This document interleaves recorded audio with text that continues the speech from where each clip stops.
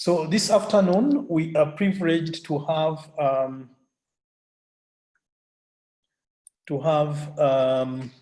Dr. Joyce Nabende, who is a senior lecturer at Makerere University, but also the head of Makerere AI Lab, and Claire Babidye, who is a lecturer at Utamu, who will be taking us through an introduction to process mining, data science in action. I would like now to invite them to make their presentation. Thank you, Martin, for the introduction. I think I would like to share my screen. Let me stop I'm trying to stop it here. Okay. Okay. I think now you can share. Can everyone see my screen? Martin, at least, can you see my screen? Yes, I can. Okay, perfect. Yeah, so good afternoon, good morning. Welcome everyone to my session.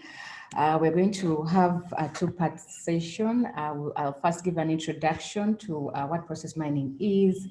And then after this, I'll move on to the practical bit of it, where we'll try and do this with our notebooks. So just to mention that process mining is a very wide area, to be given only 1.5 hours. So I'll attempt to give a high-level introduction to what it is, and then I'll delve into one aspect of process mining, which is process discovery. And then I'll leave as much information as possible for the people who are interested in understanding this further, such that they can be able to relate to it and read more about it. But I'll also be available afterwards to answer any further questions relating to this. So as we all know, what we do as we are trying to do any machine learning task or any mining task is we need data. And this data is now exploding. And so if you look at this diagram, it clearly shows that we have been moving from different eras. First, we started with the mainframe era where we had little data, but now we have moved beyond that to a virtual era where we have Internet of Things being implemented and connecting very many devices and having lots and lots of transactions being recorded with every connection that is available out there. And because the connectivity is growing, that implies that the data is also growing. But what is important to us from a process mining point of view is this transactional data, this log, this trail that is being left around as the different events are taking place, as human beings are interacting, or even machines are interacting with each other. And so there's that log that is being left around. And so it's this log that is very critical for us to mine, to understand as we do process mining. So I'll just give a very simple example of a customer journey that's illustrating many digital touch points. And these digital touch points are generating events that allow us to understand. And then once we understand these different things within the footprint, we can be able to serve the customers better. And as the person journeys and goes through this path according to this diagram, they leave a trail which we refer to in this course as an event log or as a transaction trail. And so this is a person who's trying to use a train in the Netherlands, and she says she wants to travel to Amsterdam, whatever city she's from. So what do? You need to go to the website and buy a ticket. So at the website, when you're buying a ticket, you're going to leave all your information. I am this person, maybe this is my number, I want to go here, and then you're going to pay. So you leave information about the payment that you're going to make, which is calculated based on the journey that you're going to take, the distance that you're going to take. And then when you visit the website, you could be given options of going to another website where you can be able to pay. And so we now go through the journey of, okay, if we have to pay, can we check the schedule? Can we share the schedule with different people if we wanted people to join us, or if you wanted to tell your friends that this is where I'm going, this is the journey I'm going to make. So you can do this through different media, like through your social media account or through your Twitter handle or WhatsApp. You can share your journey with people. Then you can also load credit onto the card such that you can be able to pay. And so there are so many things that are going on, and it's such a long process. If, for example, you requested for a refund, maybe the train didn't arrive in time, or you were not able to take the trip, but you've already paid, you can request for a refund, and then you can, maybe decide to use the bus instead because the train is not working, and then eventually along the way, you can get a refund, and then you can plan your next trip. So what is important for us from a process mining perspective is that there are different processes that are being handled under each of these very many spots that Anne is making. So we can have a process about planning the trip, a process for booking, a process for handling complaints and follow-up, very many processes, and these can be generated through different contacts as we go along the line. So this is a higher level of what we would go through. If we went down to what is the underlying factor under process mining. So the underlying factor is a process model. So if we have this journey that someone has to take, for example, to file a complaint. So this is a process model about an insurance claim, and it's going to be our running example, both in the slides that we have, but also in the notebook that we are going to present later on. So this is a process model about an insurance claim. And forgive me because there are so many notations within which different processes can be represented. And I've just picked one, but if you went and search, there are several others. So this is an example of a representation of a model using Petrinet, but we can have BPM models, EPC models. There are very many. So the simple example is a Petrinet. And why I like the Petrinet, because the representation is quite easy. You only have three things to worry about. You have a circle, which is representing a place, like the state in which you can be. Then you have a rectangle, which is representing the activity that you can execute. And then you have the arrows, which are connecting places to transitions. And the only syntax here that you have is that you have to connect a place to a transition, and a transition to a place. And so you cannot have a connection of a place to a place or a transition to a transition. That's the limitation with Petrinet. But if you went to other notations like the BPMN notation, which is the business process modeling notation, maybe there are other things that are allowed. For example, you can connect a transition to another transition. So there are things that could be accepted, but with Petrinet, this is the syntax that we are going to be able to go with. So let's just try to journey through this process model. So when we see a token here, that means that this is the start of our process, and it even has the word start on that place. And then this is where we end. So there are notions I'm going to try and introduce, and hopefully we can follow through. If you don't understand, please put a question in the chat and I can try to address them. So when we start, what are we going to do? We are going to register a request. So we have this transition here, or this activity here saying register a request. After registering the request, we are going to take two paths. So that's why we are splitting now into two places. And so that means that when we have this token here, it's going to come here, and we're going to split it into two such that we can go here and here. And what that means is that we're going to do these process fragments in parallel, concurrently. So we'll put a token here and put a token here. Now, if you put a token there, then depending on who's handling the activities, they can pick up that particular case that comes in and then move forward with it. So that implies that we can check the tickets and then go to decide.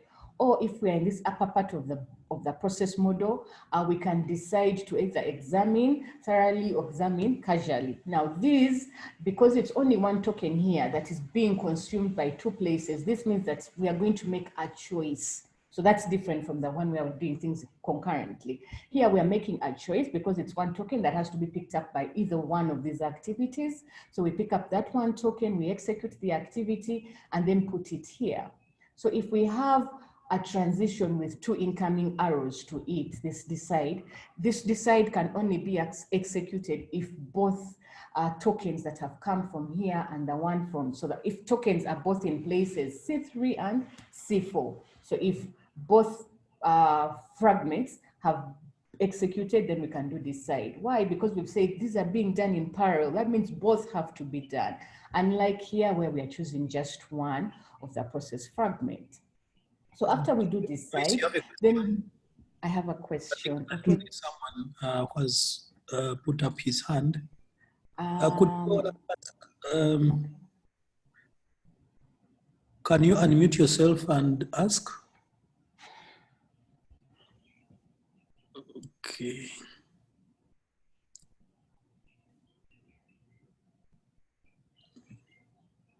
Okay, maybe he put his hand up by mistake. Okay. So after we've executed activity decide, then we are going to put one token here. Hello, are you listening to me? Yes, please go ahead. Yes.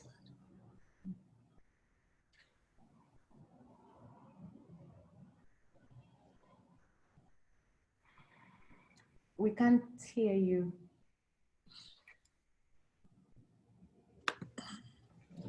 Please go ahead. Hello. Yes. All right. I said I've already missed some part of the question. I mean, some part of the lesson. I said, is there a place we can actually get the missing part? Where I can the time conversion. So I'm late before joining the lesson. Thank Do you you. hear So that? yes, we've had that. You said you're missing some part of the lesson. So we've really just started right now, especially for this session of process mining. Yes. So I'm not sure. We're just at the beginning. So just hang in there. We'll give you the notes after the class. You haven't missed a lot. All right. Thank you, sir. You're welcome. Okay, so let's continue. So after executing a decide, then we put a token here, and then the format that we talked about in this process fragment is the same thing that will happen here. Either we'll pay for the compensation or we shall reject the request. And so remember that this is someone claiming, putting in an insurance claim. So sometimes a claim can be accepted and we pay the compensation, or the claim can be rejected and we reject the request. However, we also have a place here where we could have a loop in the diagram. So that's also acceptable, where we can reinitiate the request. So if we reinitiate the request, then we can come back here and then we place two tokens here. So that's why you're seeing two arrows coming here, one to C2 and another one to C1.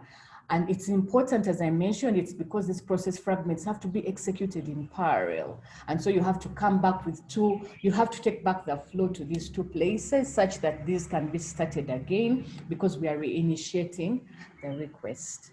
So I hope at this higher level that this diagram of this process model is clear. So you just have to remember, I think 3 constructs. One is that we can have sequences where one activity is executed after the other. For example, activity check ticket is always executed after we have registered the request, that sequence. Then we have another scenario where we have parallel activities. And I've given an example here. Check ticket, for example, and examine casually are 2 activities that are executed in parallel. Then the other one is that we can have a choice where we choose. So for example, we can choose to either do pay compensation or we can choose to reject the request. So we have, that's the third one. And then the fourth one is the loop. So in the process model, we can always loop back, loop to any other part in the model, or we could even repeat the same activity itself. It depends on what the process model is that we are presented with. So there are more technical words for defining these splits and joins. I think in a slide later on, this will be explained.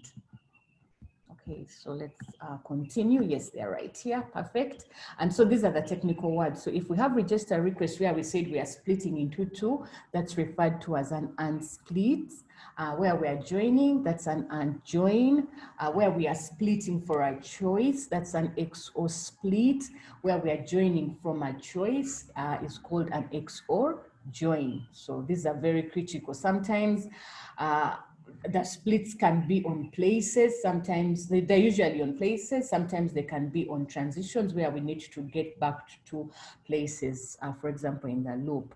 And I already explained that the boxes are transitions, the circles are places, and we have the token, and the token is representing the flow. So for example, this is an insurance claim, but who's making the insurance claim? We have a person making an insurance claim. So this person is represented as a token. We can have another person coming in, and so we can have several tokens. But if we have several tokens here in this process model, these people are going to have different journeys, because for someone, maybe we shall pay their compensation.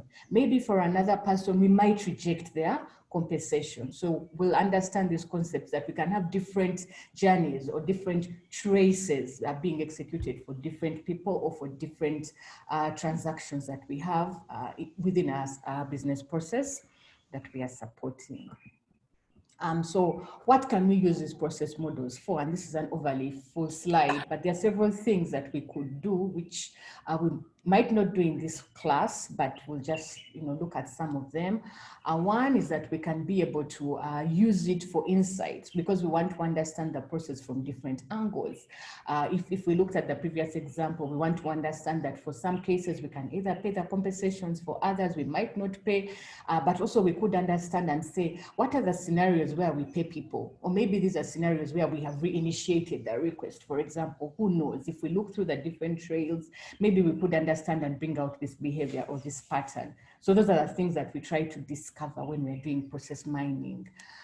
We could use it for discussion with stakeholders, for documentation, for verification, if we are trying to find any errors in the systems or potential deadlocks. For example, it could be that there's this person who's handling a particular activity, but the files never leave her table, and so if you have your log and you're able to go through this log, and then you have a process model representing this, you can see what particular activity do we have a problem in, and we'll see some of these things later on. So there are several: performance analysis, animation, specification, configuration. As I said, I'm not going to go through this whole slide, but we'll share the slides with you to understand this further. But what are the limitations? So the executable models may not be used to force people to work in a particular manner. I can have a model supporting me, it's executable in a way. However, I might deviate from the way the model is set up because I don't have to be forced to work like the way the model is set up. So most of the models that we have here are usually not aligned with what is happening in reality. Yes, you can have a very good model and you can have the model supporting a process, but is this what people are actually doing? In reality, we've seen very many processes where people deviate from what they're supposed to do. And so most of these models are disconnected from reality, and they only provide an idealized view of the processes at hand. And so given the interest in process models and the abundance of the data, which I mentioned at the first slide, that there's a lot of event data that is being recorded, it's worthwhile to relate this event data, which is recording what is happening as people journey through a process, with the process model, which we feel is supposed to be supporting the model that we have, the information system which is supporting the model that we have in place. So if we have the data on one hand, we have the process on the other hand, we try to link these two together by a concept that we refer to as process mining. And in the next couple of slides, we're going to understand what process mining is. Let me see. Yeah, so someone is asking a question that can we end up with an infinite loop? So when you're building your models, this is something I haven't really mentioned, is that you have to make sure that your models are sound. So you have to test the soundness criteria of the model. You do not want to come up with models that have issues. Like, for example, ideally with soundness, you have to ensure that when you start your process model, you start at the beginning and you end. You do not want to start a process which does not end, like you start and then the person never goes to the end. That's usually not allowed. So when you're building your process models, you make sure that the process models are sound. I haven't explained in detail about soundness criteria, but there are several of them, like option to complete. There should be proper completion of your model. And if we have an infinite loop, that means that we're not completing the process properly, because we are getting stuck at some point. We might have a deadlock at some point as we are executing this model. So it's always good that before you even have any model built to support your process, that the soundness criteria has been achieved such that we can avoid things like infinite loops occurring in our process model. So that was Ranga asking the question. Dina is asking, can process models be used in the development of mobile application or web application? Yes, they can. So you can have a process model. And once you have this process model, what you need to understand is what is the process that you want to capture. And yesterday with Claire, we were just talking about how can we be able to use this with our farmer app that we have. And because when we have our application, we have our farmer journey through this application. So they pick up the phone, they take a picture, they take some time to understand what is this disease that they're actually capturing. Can we be able to name the disease? That's a different process, right? It's different from taking the photo, and the next step would be that you name the disease. It's very different from what we've done previously. Then the next step could be that you can add more qualitative comments, you know, like I have seen this disease, but maybe it's new. So that's qualitative that you can type in the comments section of the application, and then later you can submit. So if you have a process that you're trying to journey through with your application, then yes, a process model can be used to develop this application, because it's always best that you understand the process and then you can move on to do the implementation of what you have. Someone else is asking, can I say process mining is related to requirements engineering? So let's first go through process mining, then we'll come back and answer that question. So let's move on to process mining, and then we'll be able to come back. So what's process mining? As I said, that you have the process model. It's always the starting point. You have the model where you're journeying from the beginning to the end. Now, when you have that process being supported by an information system, an IoT device, whatever it is that is storing these things, it's able to leave a trail of data. And this trail of data is what we store in an event log. So this is what we call the event data. So what process mining tries to do is that it would bridge the gap between the traditional model-based process analysis like simulation or other techniques and the data-centric analysis techniques like machine learning, data mining, because our focus in machine learning is always on just the data itself. But this data with process mining is not independent of its own. It's being generated from somewhere, from a process.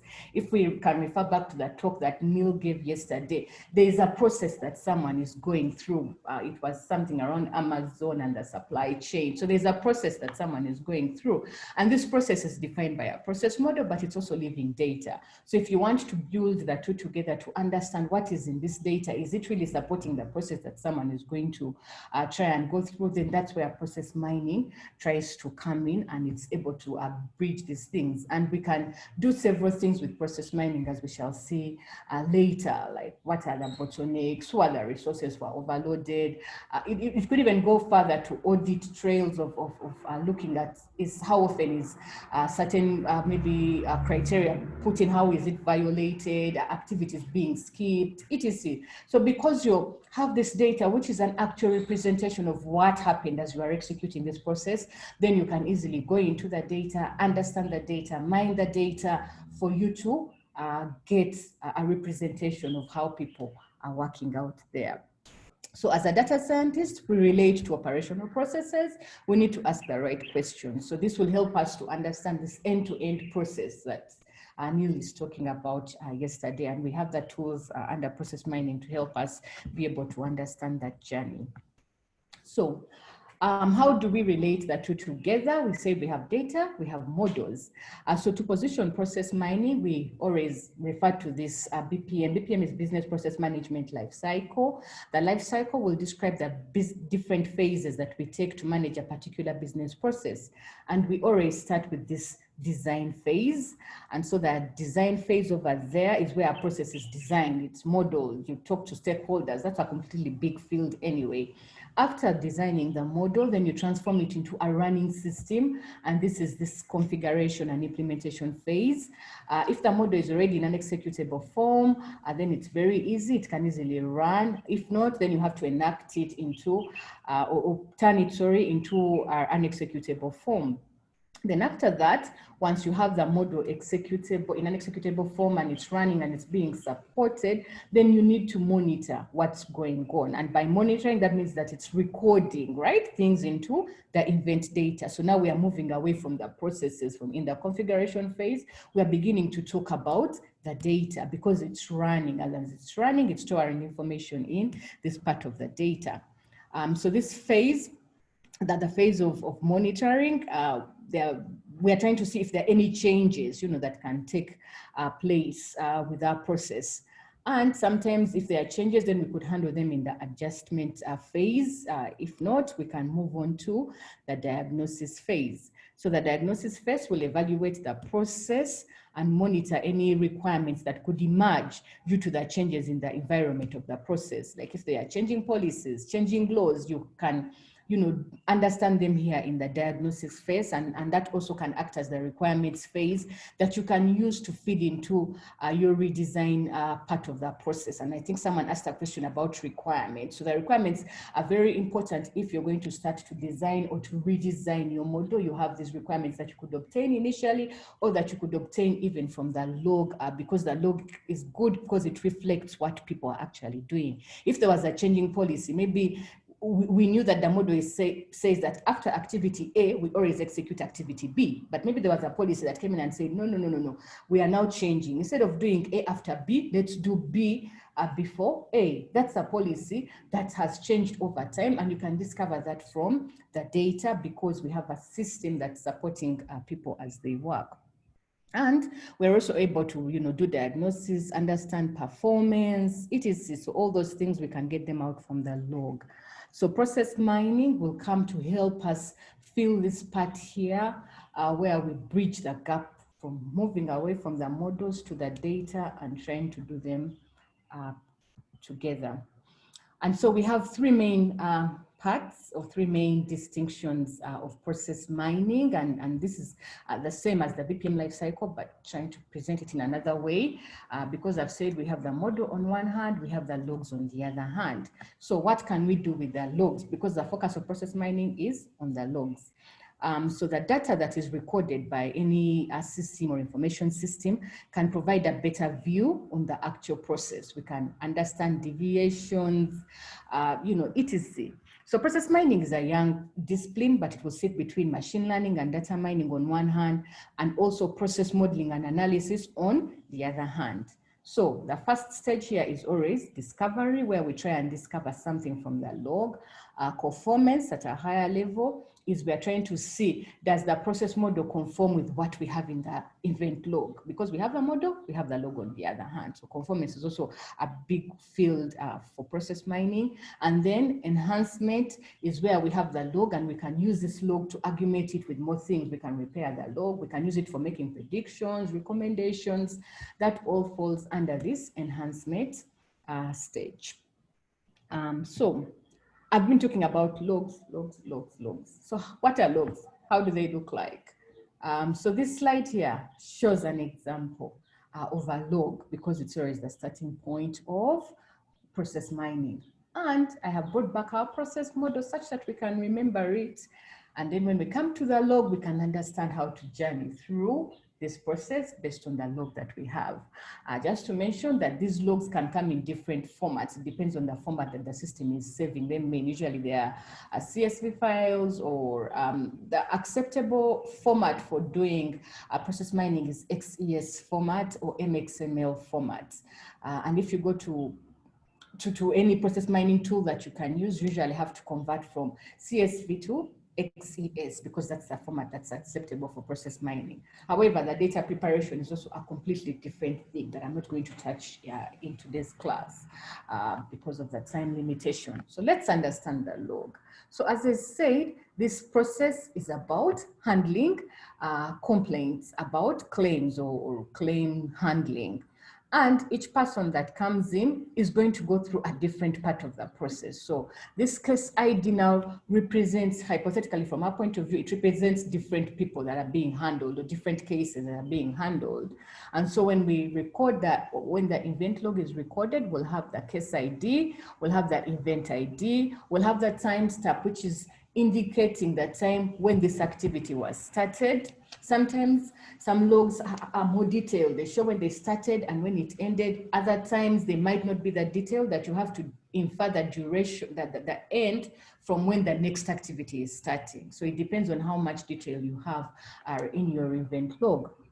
And so if we look at case 1, we start by registering the request, then we examine thoroughly, then we check the ticket. So remember, check ticket, and one of these has to always be executed because they're being done in parallel. And then we can decide and we can reject the request, for example. While in this second case here, we had register request, but this time we have check ticket starting before the two in parallel here. So examine casually is now happening right after. So that means that as we are trying to discover our process, since these are in parallel, any one of these can be started at any time. And then once they are completed, both are completed, then we can go to decide. And remember, pay compensation and reject, we are choosing one of them. So that's why either here we have reject or either here we have the pay compensation. So usually the important activity about an event log is we only care about the activity. The rest of the things do not really matter, but it's always important, or it's very good if you have the timestamps, because then you can do performance analysis here because you can know how long it takes. And with Claire, we'll see that with the process model, you can even examine it and show where is the bottleneck, which parts in the process are taking up a long period of time. All that can be easily understood.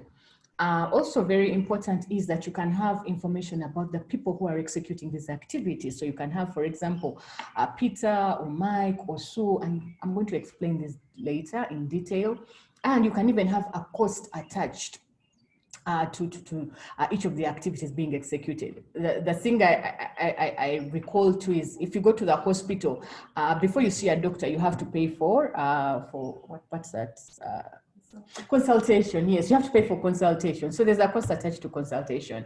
Then the doctor can say, go to the lab. When you go to the lab, you also have to pay for the lab tests.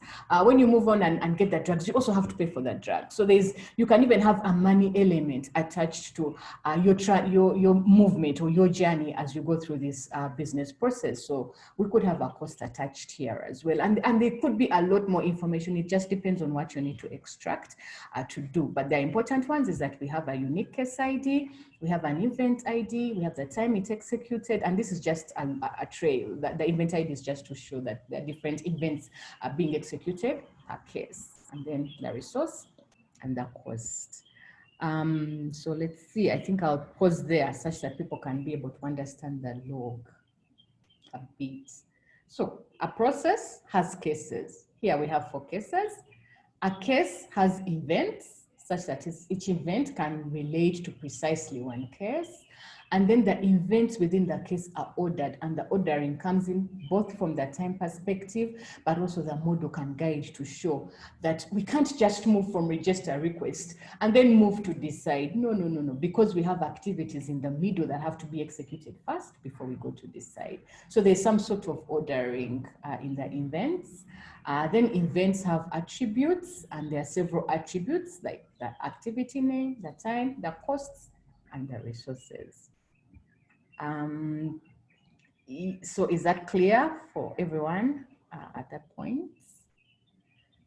How an event looks like? Okay, I hope it is. It's hard to tell who's Martin, is it clear? If you're still there, so I can talk to someone. Yeah, okay, so let's continue. Yes, it's clear. Thanks, Martin. At least I'm not talking to myself. Thanks. Let's see.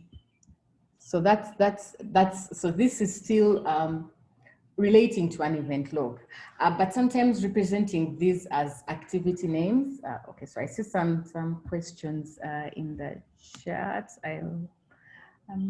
Okay, oh, someone saying clear. Thanks, everyone. So let me continue. Great, thanks. So if we're looking at this event log, sometimes writing activity names is too long. So we can, simplify them by what we refer to as traces. And these traces are very important because they help us during discovery when we're trying to discover the model. And so just remember that if we have the case ID and I represent it as a trace, I'm just trying to refer to the same thing that we had here. So for example, A is register request, B is examine thoroughly, D is check ticket, E is decide, H is reject request. So you can clearly see that for all the traces that we have, we always start with A. We never start with any other activity, but for the ending, we could end with H or we could end with G. We remember the options there was either we pay compensation or we reject request. So when you're running through the traces, you can easily see that we're still consistent with the process model that we had initially supporting our process. So the process mining perspectives that we can get out is one, we can mine the control flow perspective. And by control flow, here I'm focusing on the ordering of activities. So we can mine that this activity comes after the other, comes after the other. Yes, we've understood it's there in the process model, but what is actually happening in reality from the data? Can we be able to mine this model out based on the control flow perspective? So that's the option that we are talking about here.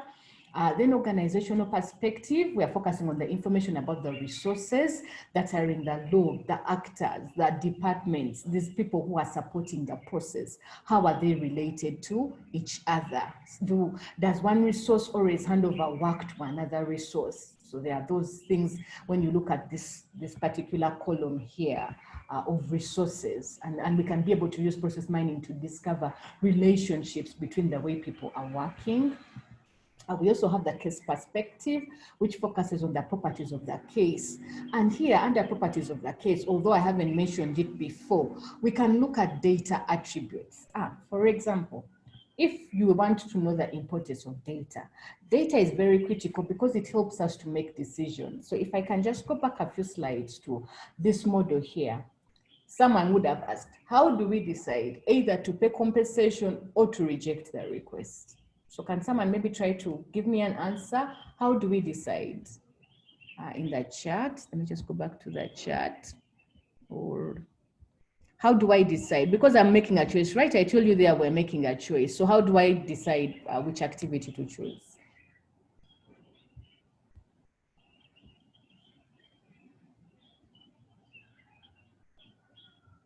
Anyone with an answer? How do we decide either to execute activity, pay compensation, or to reject someone's request? Because remember, it's an insurance claim.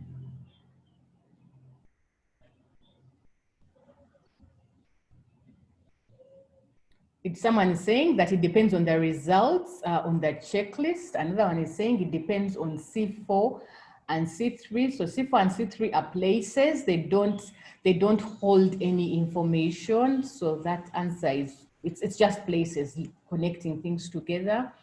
Someone says it depends on the event log. That's too general. What do you mean by the event log? There should be some underlying reason. I think if the clause has to be satisfied based on the previous event of decide, yes, that's a good answer. So it would come in based on what we get from decide, because decide we are deciding whether we are going to pay compensation or reject the request. Let's see, checklists are examined. Yeah, that's too far away for us. I think the examining also is a choice, is a different thing altogether. And I haven't asked, I think I haven't really touched that. I'm only asking about this pay compensation and reject request. So one thing that I want to highlight out is that it depends on the data attributes. So let me give an example that relates to all of us, or maybe most of us. Aside from the log. Okay.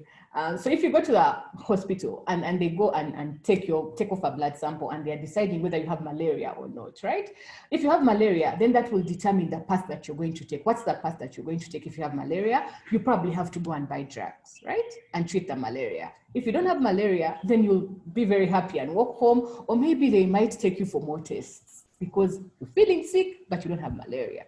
So the thing we are capturing out there is something we refer to as data. So there's a data aspect. So the data aspect here is the result of the the tests that you have done in the lab.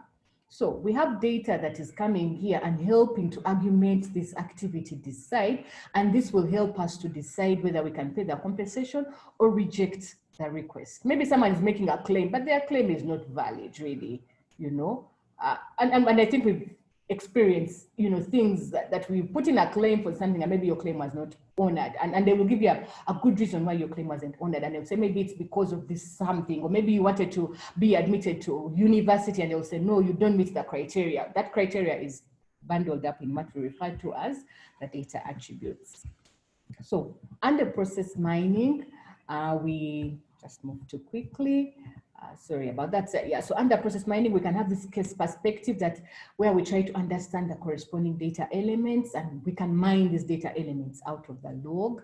And then the last perspective is the time perspective, which is concerned with the timing and the frequency of events. And we're going to see a good example with our practical part where we have time being considered from our event log. So I'll just briefly try and go through this in detail: discovery, conformance, and enhancement as the types of process mining. And just to remember that when we're talking about discovery, we can talk about discovery of the control flow perspective, or we can even talk about discovery of the resource, the organizational perspective. Usually the first one is the model, but you can discover so many other things. So when we have these traces, you remember how we had the traces? Because what we have in the log is that the log will give us the case ID and the list of activities or the list of traces that are executed. So there have been several models that have been implemented in process mining that can help us to discover this process model out. So based on these different relations, can we be able to come up with a process model that looks like that? There are several: alpha miner, inductive miner, heuristic miner. There are several miners that if you go and search in process mining that you can use to discover this process model out of it. And it all relates again to the relations that we have between activities, that one activity should follow another activity. There are quite a number of details to help us discover these process models. So this is another trace. Two traces actually. And from these two traces, this process model has been discovered. Let's see. So the first one, of course, A, that means that A is the beginning of our trace, which is register the request, after which we can examine and check tickets. And why I'm saying and is because based on the previous process model that we had, we are putting two tokens here, and that means that these activities are being executed in parallel. But also from the log trace, we can realize that at some points we have D happening after B, or in the second trace, we have B happening after D. So that means that both of them are happening, but the ordering is different. And so that gives you an indication that these are activities that are occurring in parallel. And then after that, we can have E, and we can reject the request, which is H. And so these are happening sequentially, and you realize they're uniform in both logs. We have E and H. H is occurring right after E. And this is a very, very simplistic example with just two traces, and we are able to discover this process model out of this. So that's discovery. What you're doing is you're discovering a process model. I haven't talked about the resources, but well, we'll get there. The other thing that we could do is conformance. So after when what we're trying to do with conformance at a higher level is that here we have an existing process model, and this model is compared with an event log of the same process. So conformance checking is used like a reality check of what is recorded in the log. Does it conform to the model, and vice versa? For instance, there can be a process model indicating that purchase orders of more than 1 million Ugandan shillings, maybe 1 million is too little for Ugandan shillings, maybe 100 million Ugandan shillings requires two checks. Like if you went to the bank and you want to withdraw 100 million Ugandan shillings, the teller will first have to go back, behind there and consult the manager. But if you came and you said, I only want to get 10,000, they'll be like, yeah, go to the ATM, go get your 10K or something like that. So sometimes it could be that for such transactions where the data here is the amount of money that you're withdrawing. And so if this data attribute can relate to the fact that it requires to have 2 checks. So you want to ensure that when you go through the log, has this been followed? Because it's a rule, but are people actually doing it? So you can just go through the different traces and look at the data and say, okay, this person was withdrawing money. So at the activity withdraw money, what are the data attributes? And then you look at the data attributes. Where is the data greater than 1 million under withdraw amounts? And if it's greater than 1 million, then you can be able to look further and say, was the 2 eyes principle followed? Was the check done by 2 people or not? It's actually called 4 eyes principle. Was it done by 2 people or not? Or was it done by the same person? So you can scan the event log using the model to see if these requirements are being followed or not. And in that way, you can be able to discover any potential causes of fraud. So I have an example here that I want us to discuss together so that I hope people are understanding what we're doing. So I hope that we can all see this trace, this comparison of the traces, of the cases and the different traces that each case has. So there are 3 cases that we have, that is case 7, case 8, and case 10. So I want us to compare. Remember, we're trying to do conformance. And I said when we're doing conformance, we are comparing the log with the model. So do we have any issues with case 7, 8, and 10? Please take a look and then put your answers in the chat as I try to answer some questions. Linda says logs generated from as the process fragment takes place. Yes, so when you have your model and your model is being supported by an information system or any other system that you have, as long as it's able to record transactions that someone is interacting with your system, then logs are generated. And so you have the process fragment, but it's in an executable format such that it can be supported. And logs can easily be generated here from the system that's supporting your process model. Let's see. So someone is asking about are tokens physical locations or can they be virtual, like through an information system? So I said a token is like a case. So each token can represent a case. So if you look at an example, if you go to the hospital and you're the patient, that means that the patient ID is the case that is going through the business process. So the token is just for us to look at as we are drawing our models. It's something that I just brought up as it's like syntax for a patronet. They refer to that journey of a case through a process model as a token. Yeah, so it's not this physical, it's not virtual, it's just a representation of a model that we have over here. But technically it refers to a case or a person moving through a hospital, that's a patient ID, or a student moving through a university, maybe a review of a paper, you've submitted your paper and your paper has to be reviewed. So there are steps that a review process takes. Many of us have had those experiences of it's been rejected or it's been accepted, etc. And then, yeah, there are several things that could actually be done. And so that can help us to journey through a process model.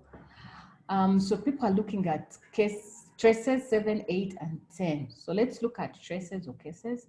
So case 7 misses D, which is checking a ticket. So it misses activity D. Is activity D important? I think it's important. If we remember our process model, we've said that we are doing D in parallel with either C or B. So it has to always be there. So if we have case 7 and it's missing D, that means that there was a problem with the process model. They did not follow the process model. They probably missed out that activity. So basically case 7 is not possible according to the model because the model will always ensure that activity D is executed. So that's the problem with it. Case 8, any issues with case 8? Or someone says that case 10 has an issue? Yes, it has an issue. What is the issue? Yeah, so someone says 10 has D, then G without E in between. So let's see. So 10 has G, yeah, pay compensation, yes. And then it has E, and no, it has G, D and G. Yes, so it has check ticket and pay compensation without decide. Yeah. So when it iterates, it's missing an activity. So when checking for conformance, of the log, it can be noted that case 8 and 10 do not conform because trace, for example, trace case 10, trace that has A, C, D, E, F, B, D, G has a problem that they paid compensation, but without making a final decision. Why? Because they missed activity E. So there's a problem there. Yeah, so, and then very good. Someone is saying that trace 8 does not end. That's very good. We stop at E. E is not possible. We can't stop at E. We always have to stop either in G or in H. It doesn't end. Yeah, so I think we're all understanding. So under conformance, when we look at the traces, we're trying to understand. And then you can easily go back and say, who are the people who are responsible for executing these activities? Why were these activities missed out? So you're now trying to go backwards to understand how people are working and why certain things were not done the way they are supposed to be done. Thanks. This is good, very good participation from the audience. Yeah, so that was that. Then, so under conformance checking, we can view conformance checking from two angles. That the model does not capture the real behavior, because you can also mine the model out, and sometimes you can mine a model where it doesn't capture what the behavior is supposed to be, but sometimes it could be that reality is deviating from the desired model. Maybe the event log is wrong. For example, what we've just discovered is a case where the event log is probably has an issue. So the first viewpoint is the model is supposed to be descriptive, it's supposed to capture or predict reality, but if it doesn't, then there's something wrong with the conformance, or it's supposed to influence or control reality. And if the event log is wrong, that means that the process model is not actually controlling reality. So, the process model is helping us to control reality, because we know that in reality, you cannot pay compensation before you decide. But if we're looking at an event log and we have missed how to decide, that means that there's a problem with our log. So that event log is wrong. So there's also that aspect, and conformance helps us to do those different things. So I think we already had that. So then the next part is enhancement. So under enhancement, we are extending the log. So the original event log has information about resources, timestamps, and costs. Such information can be used to discover other perspectives. For example, we can check the conformance of models that are not pure control flow models, like if we're looking at just the resources, or we can even extend the model with additional information, like the timestamps. They give us very valuable information around performance and different key performance indicators. Costs also is very important for us as well. So for the resource part, we can be able to derive social network analysis, interactions within people, and we can be able to understand, for example, handover of work metric, like who is the more frequent person who we hand over work to, for example. How is their relationship? Is it stronger compared to another person? So with extension and enhancement, we can be able to discover these things. And so I'm just going to, I've just, flagged out an example there of what enhancement really can capture. And so this is again based on our example. So on top of the process model discovery, you can discover the process model. What can you do? You can have more things. And one of the things I talked about already was the decision rules. So you can have a decision tree drawn based on the data, because we have the data aspect, which is there, although not given in the log, but I've tried to bring it out for people to appreciate it based on the data. And this can be learned from the event log and used to annotate decisions. How do you decide? We have the data helping us to decide either to pay compensation or to reject the request. We can have performance information like what's the average time between two subsequent activities. This can be extracted from the log and it can be visualized on top of the process model because we have the timestamps, when one ends, when another ends, or when one starts, when another ends, you know, based on how rich your event log is, but we can be able to understand performance information. Again, as I mentioned, we can do social network analysis where we now focus on the roles of people. So this event log can be able to discover roles like groups of people within the who have similar work patterns. So if you look at that simplistic log that we had, we can actually be able to see that for activities decide, I needed to take back that up based on the log. Just give me a minute just to bring you back. Yes, I think that's why I put this log here. So if you look at an activity decide, there's always one person who's doing this activity, right? I hope all of us can see it. So there's Sarah doing decide. While if we're looking at register request, it sometimes is done by Pete, other times it's done by Mike. Pay compensation, it's also done by Elaine, but Elaine can also reject a request. So we are using this information here about resources to help us discover these things that we need over here. So we can realize that there are different roles that people play. So for example, we said that Sarah helps us to do that decide activity. So we could take it up and say, I think Sarah is playing a managerial role, right? Because she's only executing activities around deciding. Or if we look at Sue, we can find that maybe Sue is an expert because they're helping us to do this examining. And I hope you can see the colors, this examination. So Sue and Sin are helping us to do this examining. So maybe they have an expert role because with an insurance claim, for example, you really need to understand, you're paying money, right? So you really need to make a good decision because you're paying out money. So they're understanding the details of this claim that they have been able to receive. And then maybe Mike, Pete and Elena are probably doing some assistant role, like registering the request. That's an untrivial task. Anyone can be able to register the request, or even rejecting. Rejecting can be like by simply making a phone call or sending an email. Okay, let's reject this person. So based on these different attributes, we can be able to understand and build these different relationships out of our process model. Then when we're looking at again enhancement, so a key element in process mining is we have three things right now that we're going to discuss: play in, play out, and replay, because then that helps us to understand discovery and performance. So play out is the classical use of process models. Given a Petrinet, like here, it's an example of a Petrinet, although this is represented in BPMN notation. So it's a process model in BPMN notation. So we can be able to use play out for analysis and enhancement of the business processes. So, but what we mean by play out is that we can be able to use this model to generate an event log, because we have a workflow engine that can be seen as a play out engine, because this engine is supporting a business process, and we can be able to move along the process model. So as we move along the process model, we can be able to generate transactions through the event log. So we are playing out. That's one scenario.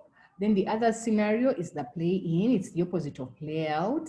And this is example behavior that's taken as input, and the goal is to construct a model. So this is discovery. So the other one is we have the model, we're generating a log. But here we have a log and we're generating the process model. And this play in is referred to sometimes as inference. And as I said, we have several discovery techniques, so several discovery models, which really I cannot explain in 1.5 hours. We have the alpha miner, heuristic miner, several miners, and all that these miners are trying to do is that they're trying to look at the traces, the transactions in the log, and they're trying to infer this process model out. So they first look at, given that trace, and we've seen a simple example, given a trace, what is the first activity? That's always where we start from. For every trace, what is the first activity that we have seen? And I'm saying this at a very simplistic level. It's much more complicated than this in terms of the implementation. So then that will help us to derive the first event. which will give us the first activity here, because the event is just for diagram to show, okay, that we start in one place, we end in one place. But looking at the beginning of the trace, you can be able to get out the first activity. That's always the first step. Then, what are the activities at the end? We've seen an example where we did not have one activity at the end. In our pay compensation example, we had either we pay or we reject. So in that scenario, we probably had 2 different activities at the end. So we go through that trace, we scan through that trace, then we discover, okay, what are the end events? We put them there. We have the beginning, we have the end. Now, we need to discover the things in the middle. How do we discover the things in the middle? So you remember the things I mentioned. Sometimes activities occur sequentially, like one activity occurs after the other and never the other way around. So if we bring back the scenario of our process model that we had, we'll always determine casually, I should have had the model, yes. So we'll always examine casually only after we have registered the request. So now you begin to understand what are those causal dependencies between my activities. If I look through that trace, I always find that B always happens after A has been executed. So then I use that information to fix another block of my process model. Then another thing that we might find that pay compensation and reject requests never happen in the same trace. It's never going to be possible. Why? Because we've said these are occurring in parallel. So as you're trying to do this play in, those are the things that you're discovering. You're discovering sequentially, sequential activities. You're discovering activities where we're making choices. You're discovering activities where we do things in parallel. After you've discovered all those things and have the middle, then you can have the gluing layers, which are just the places to help us put the places and the activities together. And I've said I have really simplified this, but it's much more complex than this. Then replay, we are using an event log and a process model as input. So we are taking both of them together. While with play in and play out, it's one from one end to another. Here we are putting the 2 together. Why? Because we want to show conformance.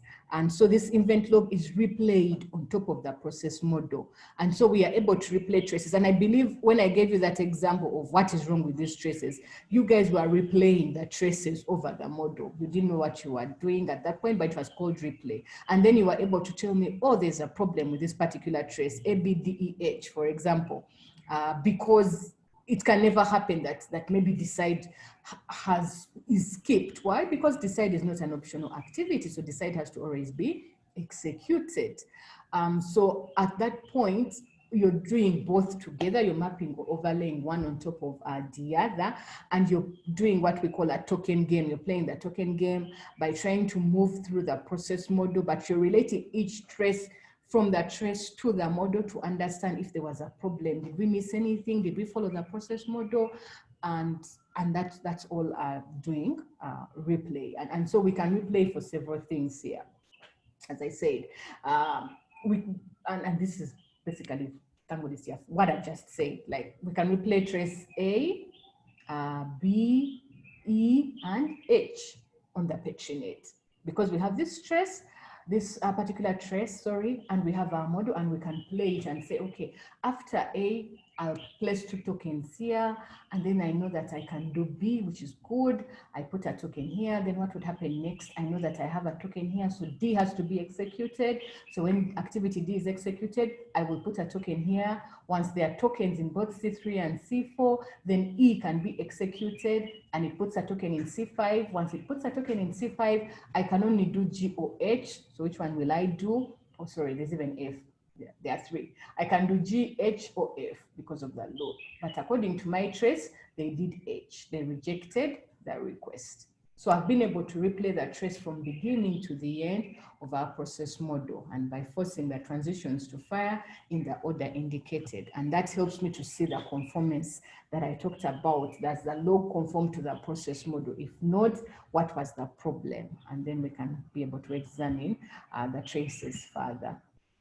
And so replaying can be used for conformance. That was one example. For model repair, for extending the model with frequencies. We're going to see an example with the code, how the model can be extended with frequencies, for constructing predictive models, and also for operational support. So under operational support, we want to do, for example, prediction. If I have executed traces A, B, and C, I want to make a prediction about the future. So what is the next action that I can take? I think you can either take C or you can take D. Okay, that's okay. But it can even be a step further. We can also look at recommendation. What is the next action to take that gives the best predicted value? And so if we're looking at, and we have a choice, maybe that we have to do either activity D or activity E, we could choose and say, maybe what's the activity that we can take next that will give the shortest execution time. For example, if you needed to redesign your process and we've realized that there's a problem that your process is taking so long in terms of how long it takes. So you could do a recommendation and say, based on this prediction, I think we recommend that you should do activity D because of this reason. It gives you the best shortest time, or maybe the resources are more available, maybe they work much faster, etc. So we are augmenting our prediction with more insights about our process model. So that is replay, and we can go further and explain this. Okay, so I've talked, I think we're on top of the hour. We only have 30 more minutes, right, Martin, to the end of this talk? Martin, how much more time do we have? No, you have around 16 minutes. To the end of the talk? Yes.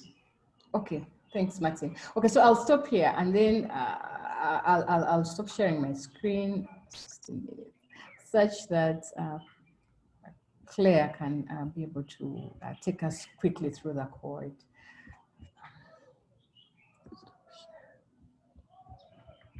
And I'll try to answer to any questions later because we have, our time is quite fast.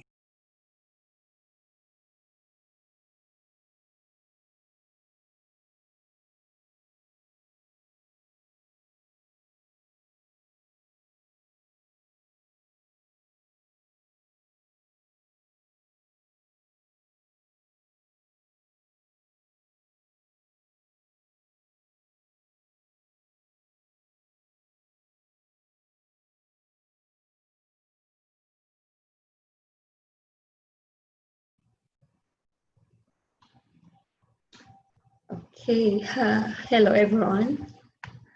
I hope you can hear me.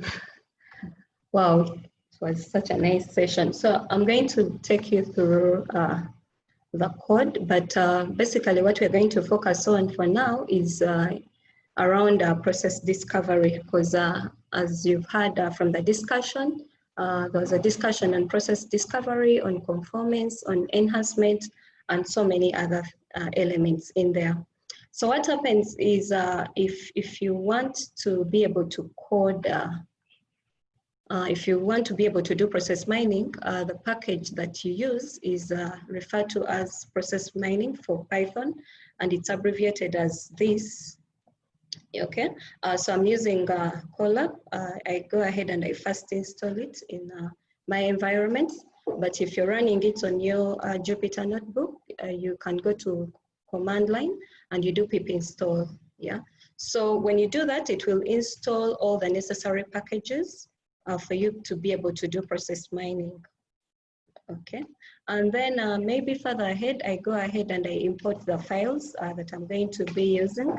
So as the discussion, we said, Dr. Joyce said that the acceptable format is XES, but you can also be able to have a CSV representation, a CSV file for your data.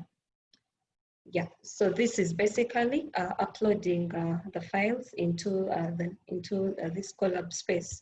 Then I go ahead and I import pandas, basically for data manipulation, etc. Okay. Then for me to be able to use the log, okay, the log file, I have to import it first as an event log object to import it in my environment.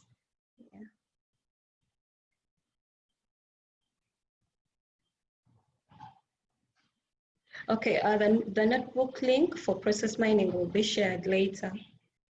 Yeah, it will be shared. Okay, so I have to first of all import the XES log into an event log object, and to do that, I have to import the module called a factory, and it's basically from this particular package that you can see here.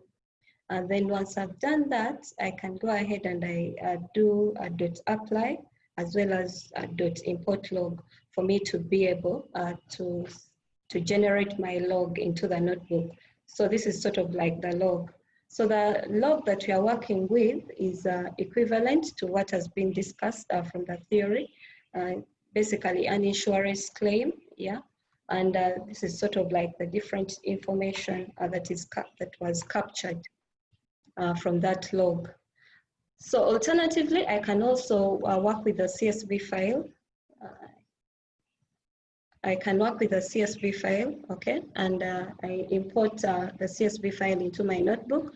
And as you can see, when I scroll down here, this is sort of like the data that we have in the CSV file represented in the data frame.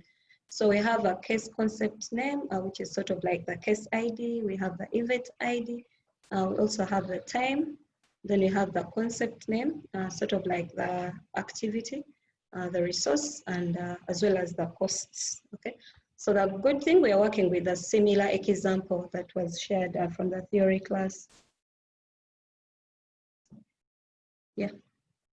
So we can sort of like try to filter the data in sort of like whatever format that we want to filter it in. So for example, for you to be able to do the filtering, you have to, first of all, import this package. It's called End Activities Filter, and you import it from this other package, as you can see there. Then, so you can go ahead and filter. Let me see if I can, sorry. If I sort of comment this out. So here we have a new variable called filtered log, okay? And now basically what is happening is that in the log, so the log, this log here, it's just a variable that is holding our log file, okay? And yeah, so I'm basically filtering by pay compensation. So this means that at the end of the day, I'm only going to return those particular entries in the data where we had pay compensation, okay? Because remember, we had two alternatives. We had you either pay, we actually had three. You either pay compensation, or you reject the request, or you reinitiate the request. So this is basically now looking for the cases where we had pay compensation. So if I just go back to the data frame a little bit, you can see, so this here we had reject request, but you can see on 9 we have pay compensation, yeah. Then you can see on 18 we also have pay compensation, that is index 18. And then maybe somewhere, index 41, we also have pay compensation, okay? Yeah. So this filtering, basically if we mention this, it means that we are now filtering the log based on this activity that was sort of like executed. So we can sort of like print the length. We can print the length of the log, as you can see here. So the length of the log is 6, because we only had 6 cases from this event log. Then the length of the filtered log is 3, because as you've seen, we only have 3 cases whereby the activity that was executed is pay compensation. Yeah, so if we would really want to sort of like see them, we can add some more code just below here. So this is basically now looking at where we had concept name as pay compensation. So concept name is like an activity. And now what we are returning only is, yeah, so what we are returning is the case ID, okay? So we had case ID 2, case ID 3, case ID 6, okay? As those are where we had pay compensation. So let me just scroll back up. So the first index was 9. So you can see on index 9, the case ID is 2. And this person was given a compensation. or a lane executed pay compensation. And then on 18, index 18, we can see that this is case ID 3, okay, still pay compensation, still a lane is doing the same thing, right? Then when we scroll down, I think the last one was 41, and 41 still this resource called Mike is executing pay compensation, okay? Yeah, so that's sort of like pre-processing the data. Then we can still go ahead to pre-process the data and look at only cases or events of interest. So for example, here we are still applying the same activity, and that is pay compensation. And now we are saying return the length of the data frame. So the length of the data frame is up to 42, okay? As we can sort of like see here. If we do a dot shape or anything, we shall be able to see that we have up to 42 entries. Then the length of the filtered data frame is 19, okay? And then we go ahead and group by here. So we apply a group by, very first time here, we apply a group by on the entire data, okay? But what exactly are we grouping by? We are grouping by case concept name.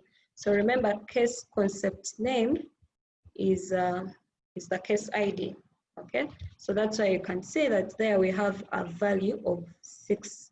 As I've said, we have 6 cases. Then you can also do a group by on our filtered data frame, and the filtered data frame is that where we had pay compensation executed. So when we do a group by on a case ID on the filtered data frame, we end up with 3 as the value, as the value that matches the length of that data frame. And so this is so because if we sort of like scroll up, we can see that we had like 3 different IDs. So we had case ID 2, we had case ID 3, then we had case ID 6, okay? And that is equal to a length of 3. So that is that. Now, maybe we can get deeper into what was being discussed earlier on. So we said we can do what we call process discovery. Now, for us to do that, there are different discovery algorithms, okay? And I think Dr. Joyce has hinted on them. So we have like alpha miner, inductive miner, among others, okay?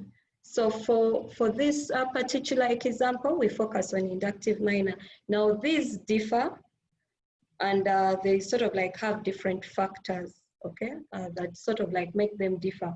So things like generalization, overfitting, off-fitting, etc. Yes, precision. Okay, so now we're going to use a discovery algorithm called inductive miner. So to use that particular discovery algorithm, we have to first of all import it, okay? So import it, we import, yes, so we import it from this particular package, .discovery.inductive, okay? Then after that, we apply the log on it because we would want to generate a Petrinet, okay? Yeah, we would want to generate a Petrinet from our event log, okay? Then we can also apply the same algorithm on the data frame. So here I've applied it on the log. The log is the file that was in XCS, and now the data frame, which is DF, is the file that was in CSV, okay? So doing them both is not really mandatory because even if you apply it on one, you can be able to generate your Petrinet. Yeah. Then we can sort of like visualize the Petrinet that has been generated. And still to do that, you need, so the packages that you need are the good thing they're already in this process mining for Python. That means the moment you install, they're already there. Maybe a few things that you need to fix, it's your path in the environment variables. Otherwise, the moment you install the entire package of process mining for Python, then you have all these different dependencies to do discovery, to do social networks, to check on conformance, among others. Okay, so let's look at the visualization that has been generated. And I hope you sort of like have in mind the visualizations that we observed from the theory discussion that we had earlier on. So remember the very first, so this is this is the Petrinet that we've got. Sorry.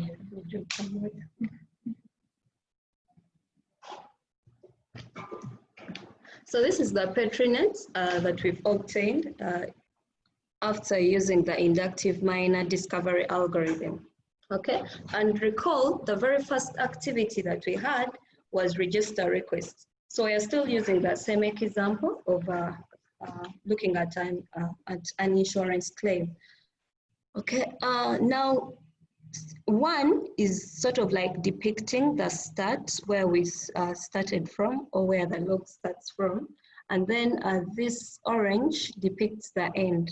Okay, yeah, so the very first activity that we had was register request. And so you can see from this start node, we sort of like move up to register request. Okay, so these dark boxes, you can sort of like ignore them because they're sort of like invisible.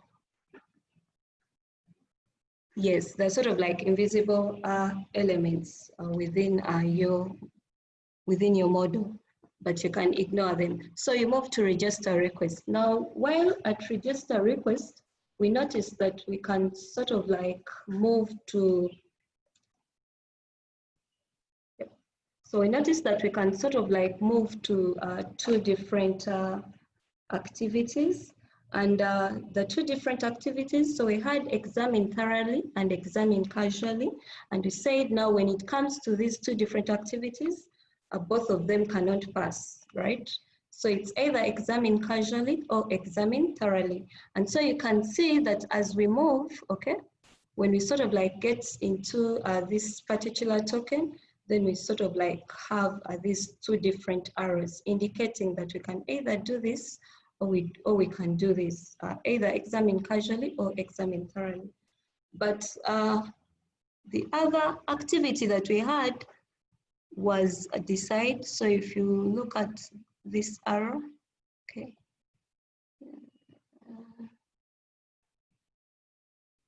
Oh, sorry, it's not decide, it's check ticket. Mm-hmm. So if you look at this arrow, it brings us to check tickets, okay? Something of that sort. And then, so now while so we register the request, then we either examine it thoroughly or we examine it casually, then we check tickets, okay? So it's sort of like examine thoroughly and check ticket, or examine casually and check ticket, right? So after that, we sort of like noticed, yeah. So we sort of like noticed that both of them take us to the next activity, which is decide. So the arrow which is right above, it's coming from these two different activities here, this. So you can see examine casually, examine thoroughly, and sort of like moving up to decide, okay? Yeah, so it's moving up to decide. Now, while at decide, so we also observed that at decide, okay, you can either pay compensation after the decision has been made. So it can either be towards paying compensation, or it can be towards rejecting request, or it can be towards reinitiating request. And we notice that if the request is reinitiated, sort of like it takes us back to this place here, okay, where we have to execute this or this, and also have to check the ticket, okay? So something like this. Okay, then maybe you can also look at other things as I summarize. So we can look at, let me first talk about time. So we can look at time, okay? Because we've said you can be able to discover how much time does it take to accomplish a given activity. So the D is for days, the S is for seconds, the H is for hours. And the thicker the line, the more time, okay? So you can see that when we start here from registering request, so here we have like this amount of time was taken according to the logs that we have. But now when it comes to examine casually, you can see that it takes up to 2 days, okay? While if sort of like select examine thoroughly, it takes like 48 minutes, okay? Then when we move to check ticket, it takes like 1 day, right? And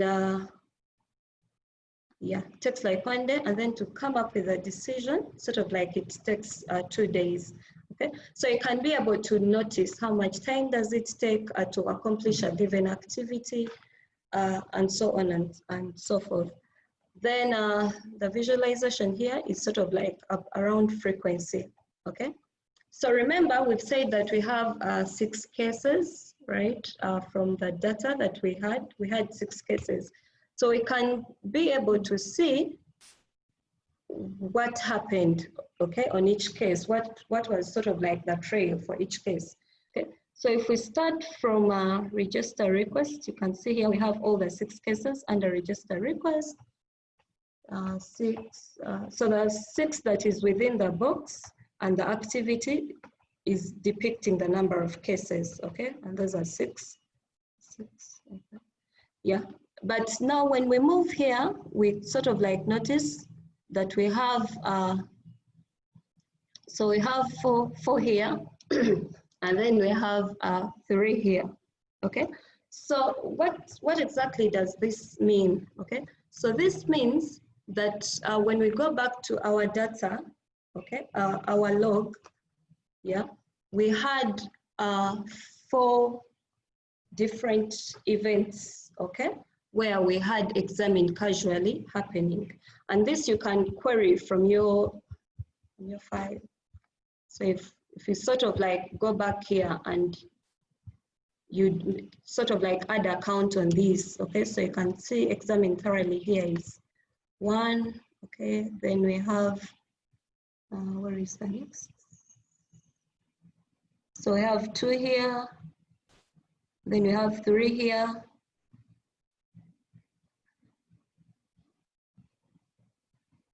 okay, that is examine thoroughly. Then examine casually, we have 1, yeah, we have 2, we have 3, and then we have 4, okay? Yeah, so those are sort of like the values that we have right here.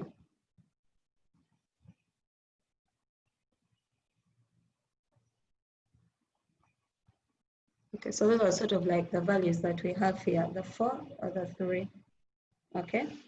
Yeah, so the values under frequency basically indicate that when we go back to our log, can we sort of like be able to find out how many times did we sort of like, let's say, have a particular activity executed? So how many instances of examine casually do we have? How many instances of examine thoroughly do we have, all right? Yeah. Then how many instances of reject request do we have? And how many instances of pay compensation do we have? Right? So something like that. So these are sort of like some of the discoveries that you can make from your data that has been generated from the events, from the logs. Okay, then maybe this is briefly an exercise. So the exercise, we sort of like were able to get some logs, and these logs are basically around reviewing journals.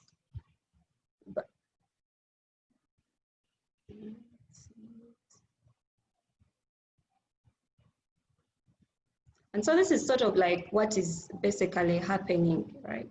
So you can see now this visualization is a bit complex compared to the other one, because this one has quite a number of activities, okay? So you can see here, the very first thing that we have is to invite reviewers, okay? And then once the reviewers have been invited, right? So we can have sort of like review 1, review 2, review 3, then we can move to collecting reviews. Then we can move to timeout, get review X.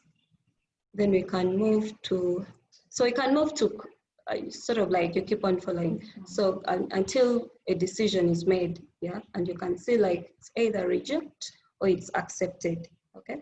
So you can be able to go through this particular, you can go through this log, the data, and then you can be able to discover, okay? You can discover maybe how much time does it take to come up with a decision.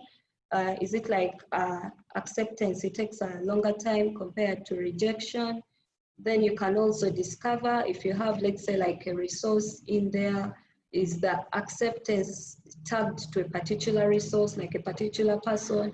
Is it tagged, is the rejection tagged to a particular person? Something like that, yeah? Then you can also be able to discover in case you have incomplete reviews in there, okay? Or sort of like a loop, yeah, in the data that has been collected, yeah. So in brief, that is it. So it's basically on the level of process discovery, yeah. But if you sort of like want to go deeper, there'll be like relevant resources to see how can you now go deeper into conformance and enhancement, among other things.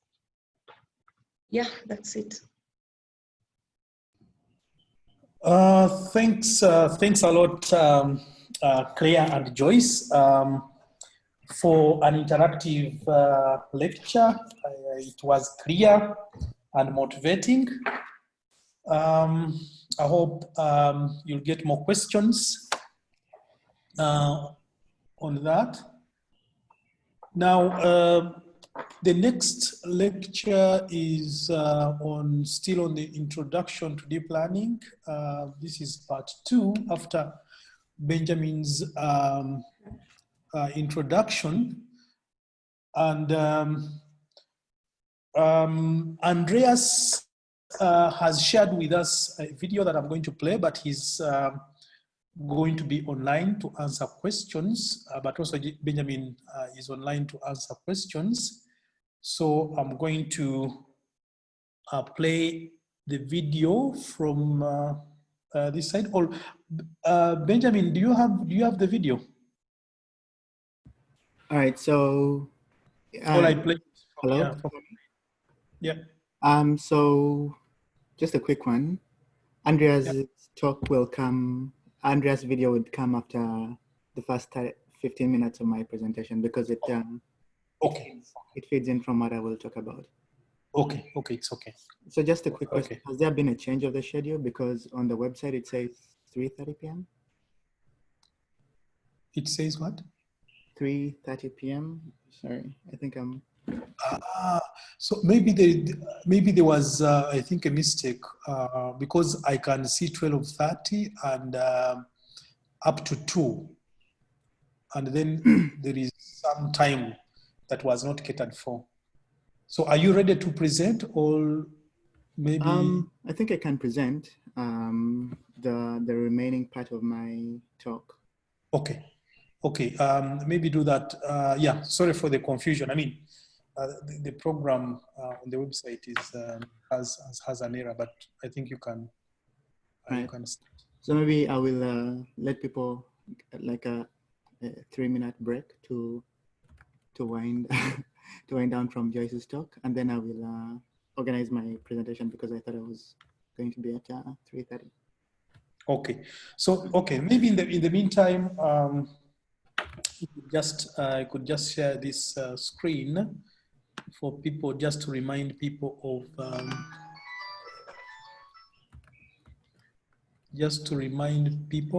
about the program and other activities of Data Science Africa as Ben prepares to present.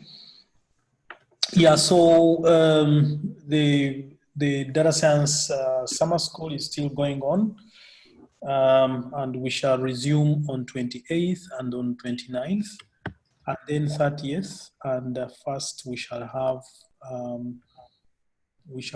the workshop. Then there is a Data Science Research Award that is active. The deadline is 15th August. People are encouraged to apply.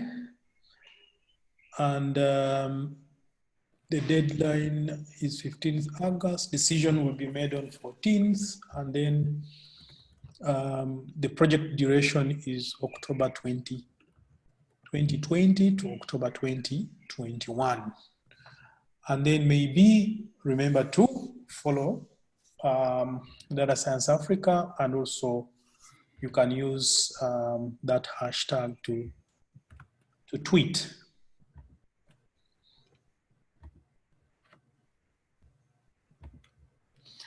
So maybe since there are some questions in the chat, and Claire and Joyce are still around, maybe they could take this opportunity to answer some as Ben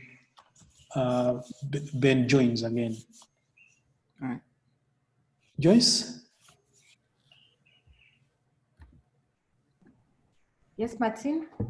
Yeah, you can answer some questions maybe as there are some questions I think in the chat. Yeah, so someone was asking about the process model, that it looked messy, and the response I gave was that this is a very simplistic example. We only had 6 cases.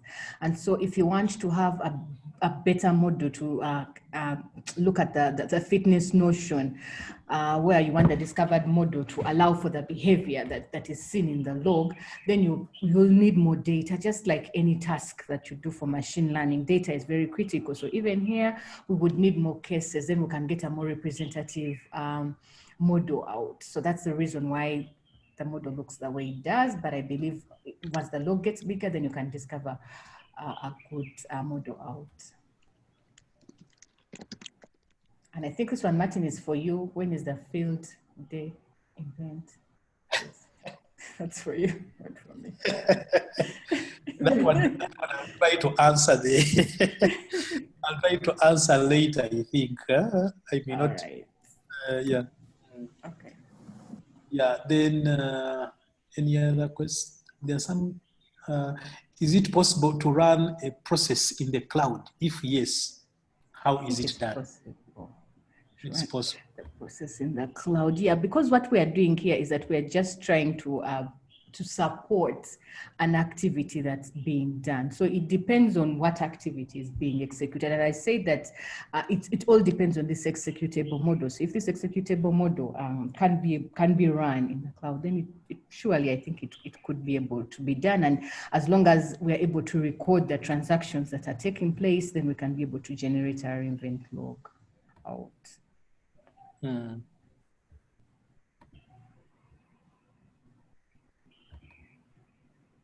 Are the logs generated from a process fragment? Are the logs generated from a process fragment? Takes place, I don't know. Yeah, I think I explained that it's an executable model that's supporting a business process. And this executable model, as it supports a business process, then it can be able to generate logs. As it runs, then it can generate the logs out. Now, there's someone who has a question on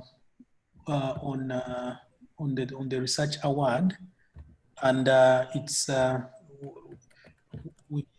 if I look, I can't get my. Let me first. I can't get my. I don't know why you can't get my. Beno, do you have a specific question? Maybe someone has a specific question about the research award. Perhaps we can let him ask. Yes, I'm trying to get the person. Okay, all right. To see whether I can allow the person to talk. And we are glad to have Dina Makavu, who is our treasurer. So of data science. Great to meet everyone. It's a great session. Yeah. Yeah, so I think she could answer that. So I'm going to allow Veronon, I don't know whether I'm pronouncing the name well, I don't know what. I'm going to allow her to talk such that she can. Good afternoon, everyone. Oh, good afternoon. Mm. It's actually pronounced Vernon, so it's okay. Any pronunciation works. Okay. My question has actually been answered. I went to the site and just gave it another read over. So yeah, my question's been answered. Thank you. Okay. Okay. Great. Mm. Okay. Yeah. So I'm still waiting for Ben to give me to flag me when he's ready, such that we continue.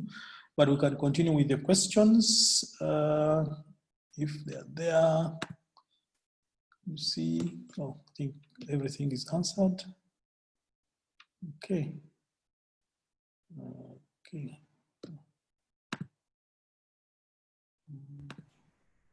Hello. Hello. Is it my turn yet? Yeah, you can, if you're ready, please. All right. Let me stop my screen sharing here.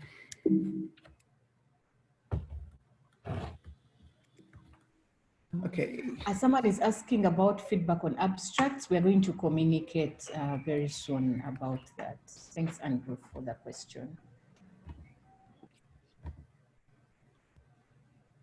All right. So, yeah. Hello. Hello, can you share your screen?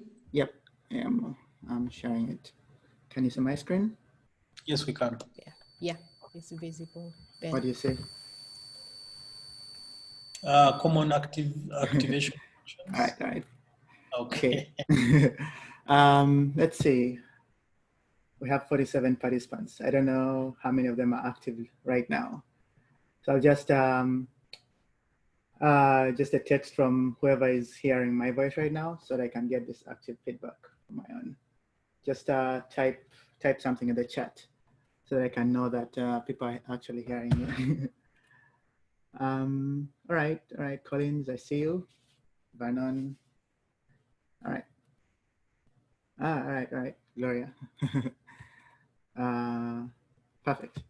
All right, so when I left off the last time, I was talking about activation functions.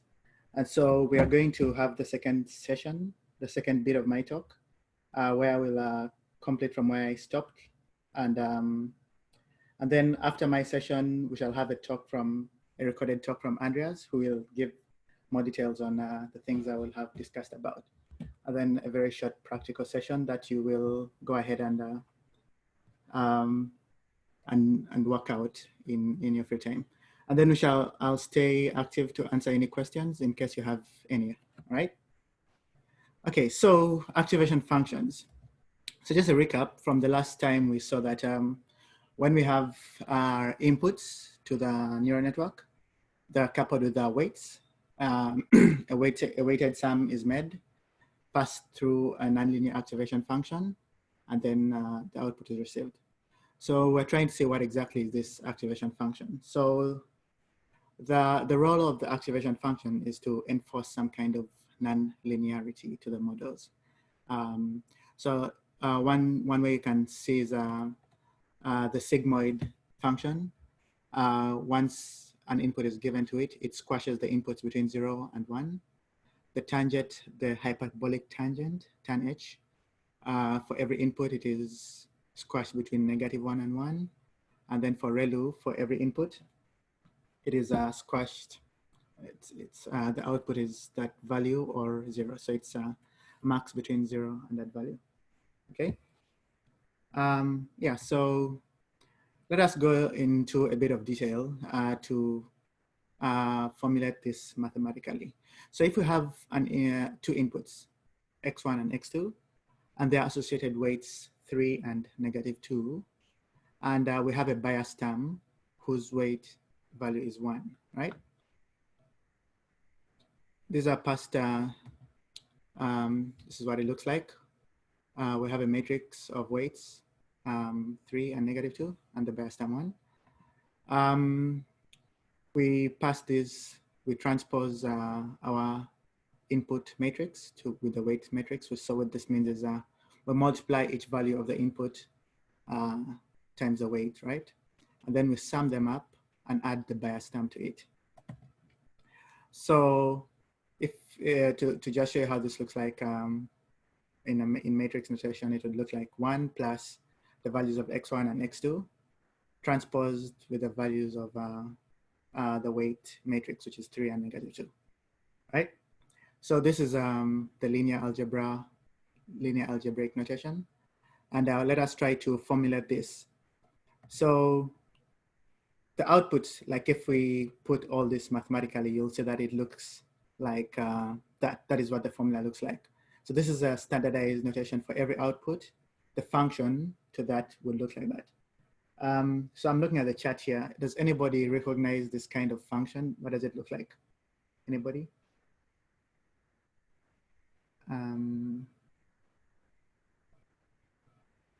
Line, perfect, Vernon, the real MVP.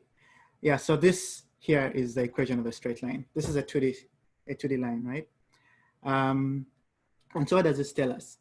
It tells us that if we plot this, we can end up with a line like that, all right? So the line is described with the weights. Let me just take this away, right? So the line is described with the weights 3x1 and the intercept being 1, which is the bias, the bias term, okay? Right. So now let us say we have actual values that we want to compute through this neural network. I wonder if you can see my cursor. All right, so we have the real values of 4 and 3, -4 and 3, and say it's somewhere here. So what we can do is we can know that if we pass these real values, -4 and 3, to and kind of draw a decision boundary, we can say that every value that is negative, that is less than 0.5 and less than 0 would be on the green side, and every value that is greater than 0 and greater than 0.5 for the values of y as the output would be put onto this side of the graph. So this kind of shows us that we can kind of see. So just to clarify, the value z here is the state of the activation function. Okay. So for what this means is that we can see that for any value that comes into this neural network, we can kind of know that this is what the activation function would display those values as, right?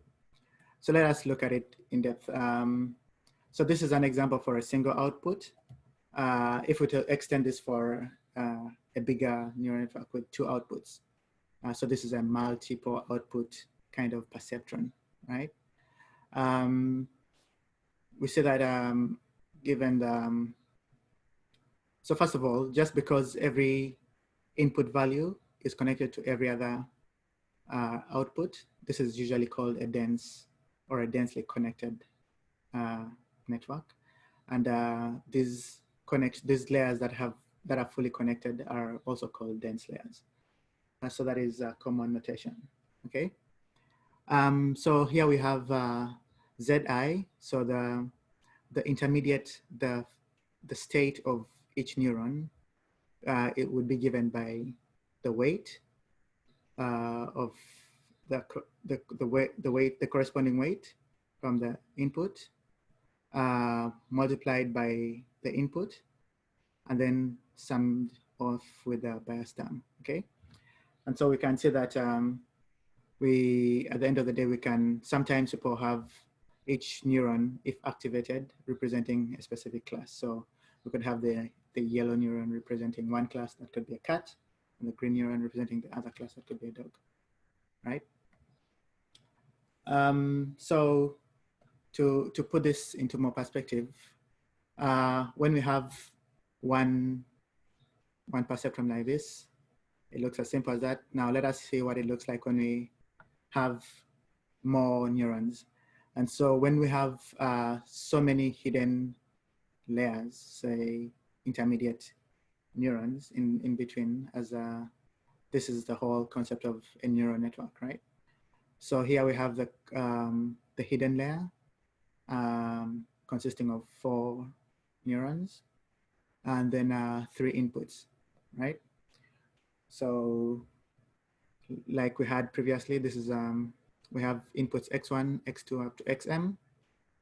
We have neurons z1, z2, z3 up to some number there. And then the final output y hat 1, which is one class, which could be one class, and then y hat 2, which could be the second class, right? So this is what it would look like for intermediary neurons. It would be a weighted sum of inputs and weights plus the bias.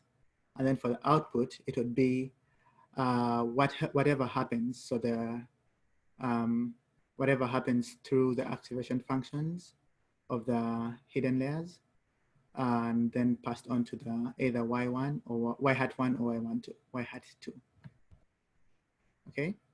So in this case, this is more like a generalization of what this single layered neural network would look like.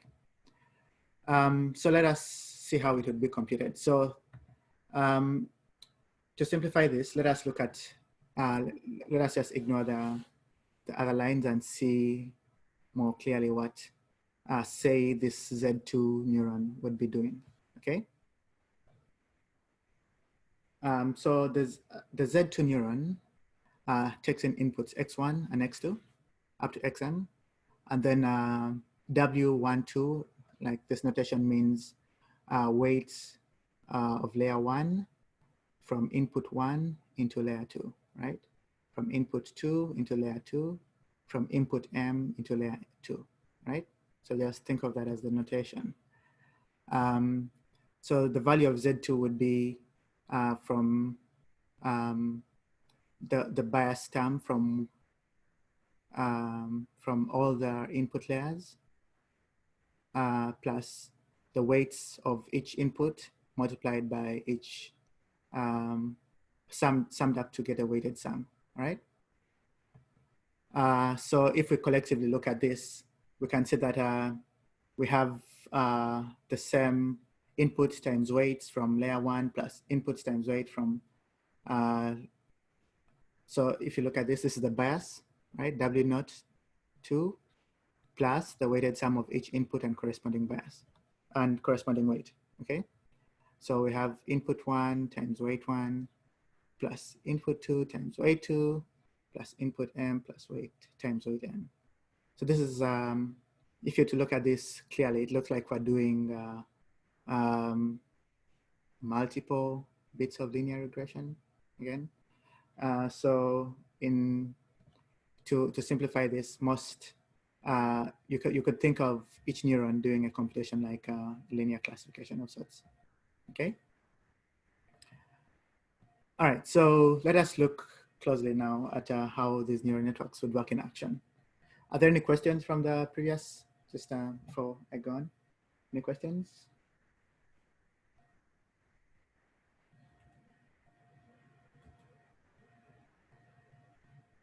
All right, so I'd assume there are no questions. All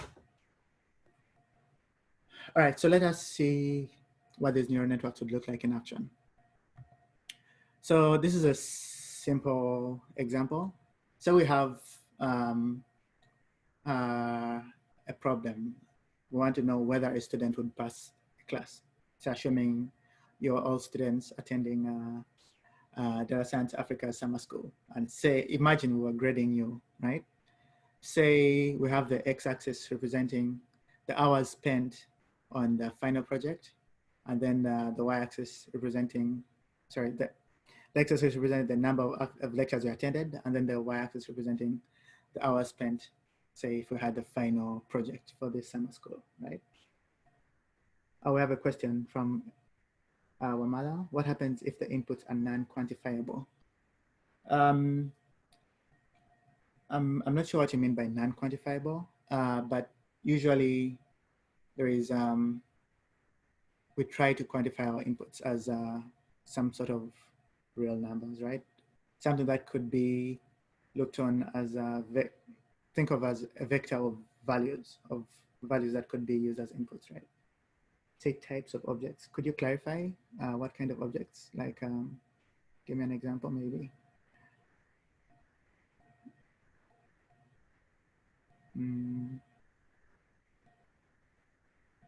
Right. So we usually think of the inputs as representing some kind of real world value. Okay. And that is, say, if it is weight of people in a room, or heights of people in a room, or the amount of time they've spent doing something, we can always quantify such things. I'm not sure what you mean by non-quantifiable in this case, right? Okay, so, oh, that's my answer. So let us see what it would look like. So if you plotted this, it would look like this. We have few students who sort of belong to this area, like we plot, and we have from previous summer schools, we had people who attended this number of lectures and this number of, spent this number of hours on the final project. And then we had those people who spent these numbers of classes and spent those number of hours on the project and then attended those lectures. And so if we say the green represents those who passed the summer school, or those who would pass the class, and the red representing those who failed, then we have a new value, say the blue value, right? 4 and 5. The question is, will this new student, say this student is attending Data Science Africa 2020. So we want to know, will this student pass this class or not, right? And so what we do is we take those values, 4 and 5, and we feed them into as inputs of our neural network model, okay? Say this student spent 4 hours and 4 hours on the final project and attended 5 classes, right? So we take those inputs of 4 and 5 as our inputs, and somehow we computed these, we passed this through the neural network, and it predicts 0.1. But then at the end of Data Science Africa, we realized that, oh, this student actually passed as a 1. So my question to you is, why do you think such a model would have failed very badly like this? Yep, anyone who wants to take that? Why would a model like this fail? I'm not continuing until I get at least one response. The weights are initialized randomly. Yeah, that's a good one. But the weights could have been initialized randomly, but then may have passed, right? Somebody says inefficient data. Say we had so much data, but the prediction was still bad. Why would it have failed? So it's a good guess, but there is another reason, something that is a bit more obvious. Anyone, one more chance, and then we shall continue. Anybody wants to give this a try? The model might not be able to capture the network, has not been optimized yet. Yes, perfect. So now, why would this fail? This would fail because the model has no idea what is going on, right? So it has just spat out what it thinks, but the weights have not been optimized. Nothing has been done. No learning has happened at all, right? So this brings us to the question of learning. How do neural networks actually learn? How do they know, how do they learn to tell the true output from the, to predict actual real values, like the true ones, right? So neural networks learn by quantifying loss, something called loss. Think of loss as the measure of incorrect predictions, okay? Say our model predicted 0.1 and the actual value is 1. The error involved is what we call the loss, right? And so the loss can be quantified as the value got from the predicted minus the value, the difference between the predicted and the actual value, right? And then this is for a single value, a single loss. But then if we have multiple examples, so we have multiple other students, and we have each of these inputs passed on, and we have the total loss of the entire data set, the entire data set, right? We call this the empirical loss, right? So the empirical loss is also known as, some people call it cost function, other people call it objective function, other people call empirical risk, right? And so we can say that if the prediction is 0.1 and the actual value was 1, then it failed. If the prediction was 0.8 and the actual value was 0, then it failed, right? Because it's closer to 1. If the actual value was 0.6 and the prediction is 1, we can say that it sort of passed because 0.6 is a bit closer to 1, okay? So the empirical loss is got by finding the average loss over the entire data set. So 1 over n, 1 over n multiplied for each input and corresponding weight, okay? So this is what the whole notion of loss is. And the whole time we're doing machine learning in neural networks, and the notion of learning is about trying to minimize this loss, trying to minimize this error as much as possible. So the more we minimize this empirical loss, the better our algorithms will get, okay? So there are two types, there's so many types of losses, right? But the common one is called binary cross entropy loss. And so binary cross entropy loss can be used with models that output a probability between 0 and 1, okay? Just like the example I showed you earlier. And the BCE error or the BCE loss can be given by this long formula, which simply means that we find the log of the input and corresponding weights plus something like this is the representation of the actual minus the predicted.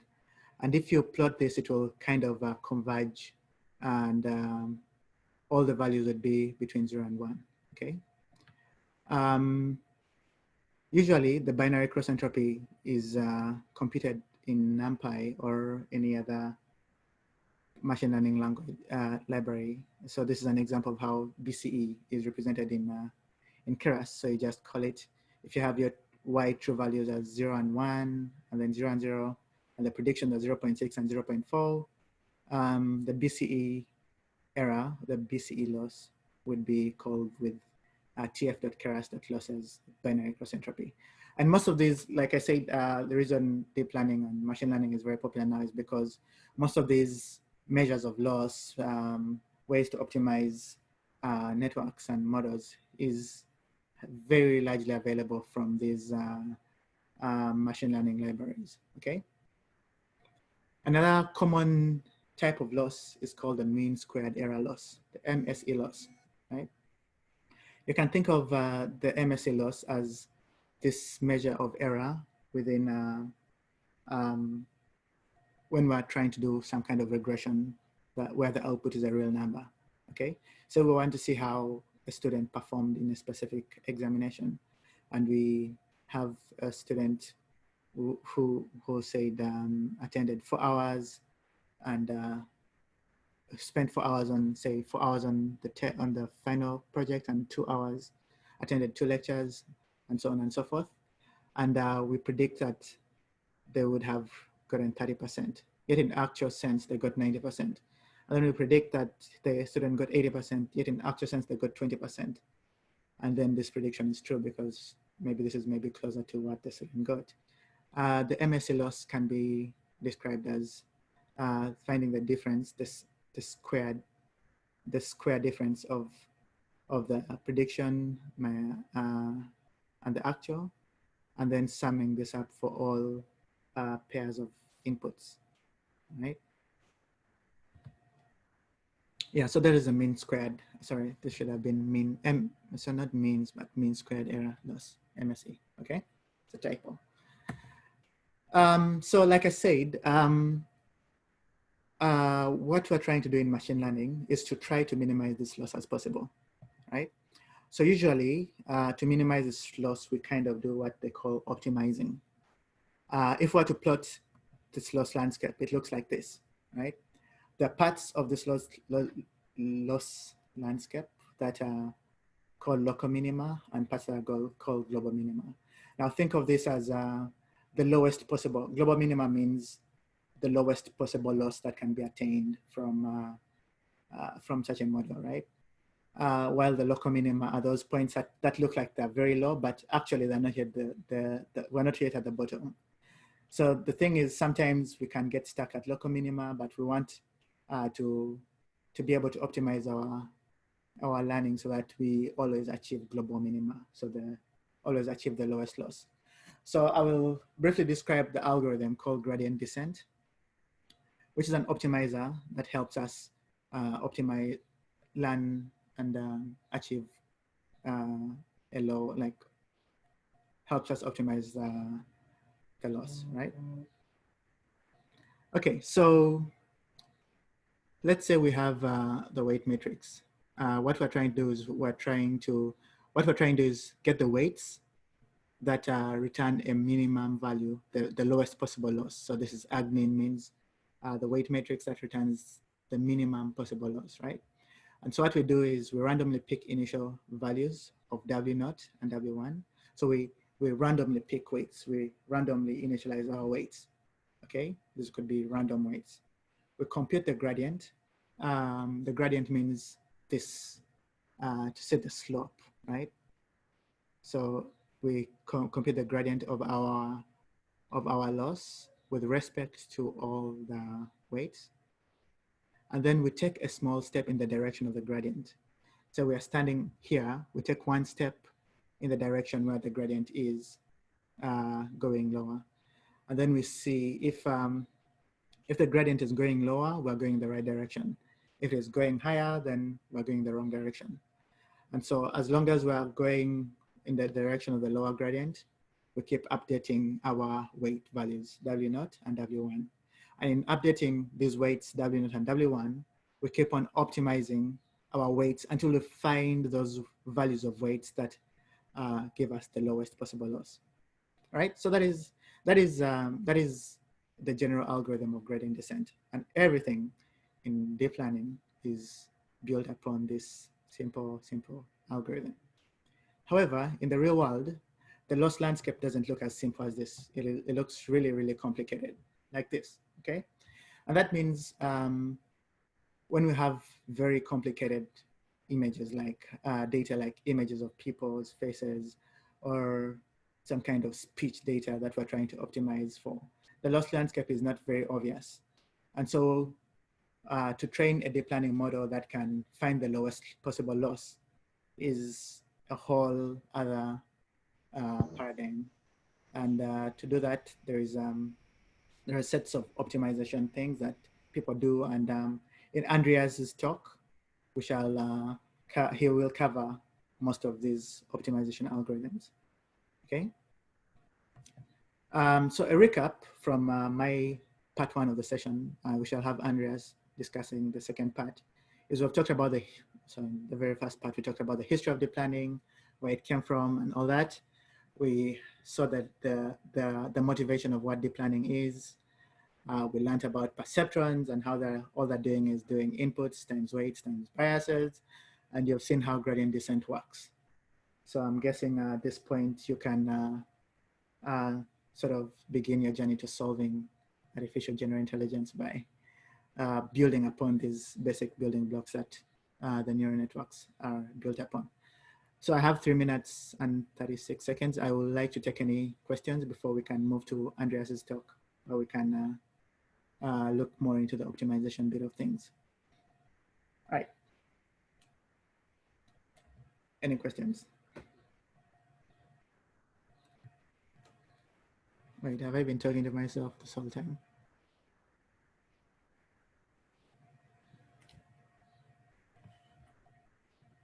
So I'm looking at the chat, waiting for any questions.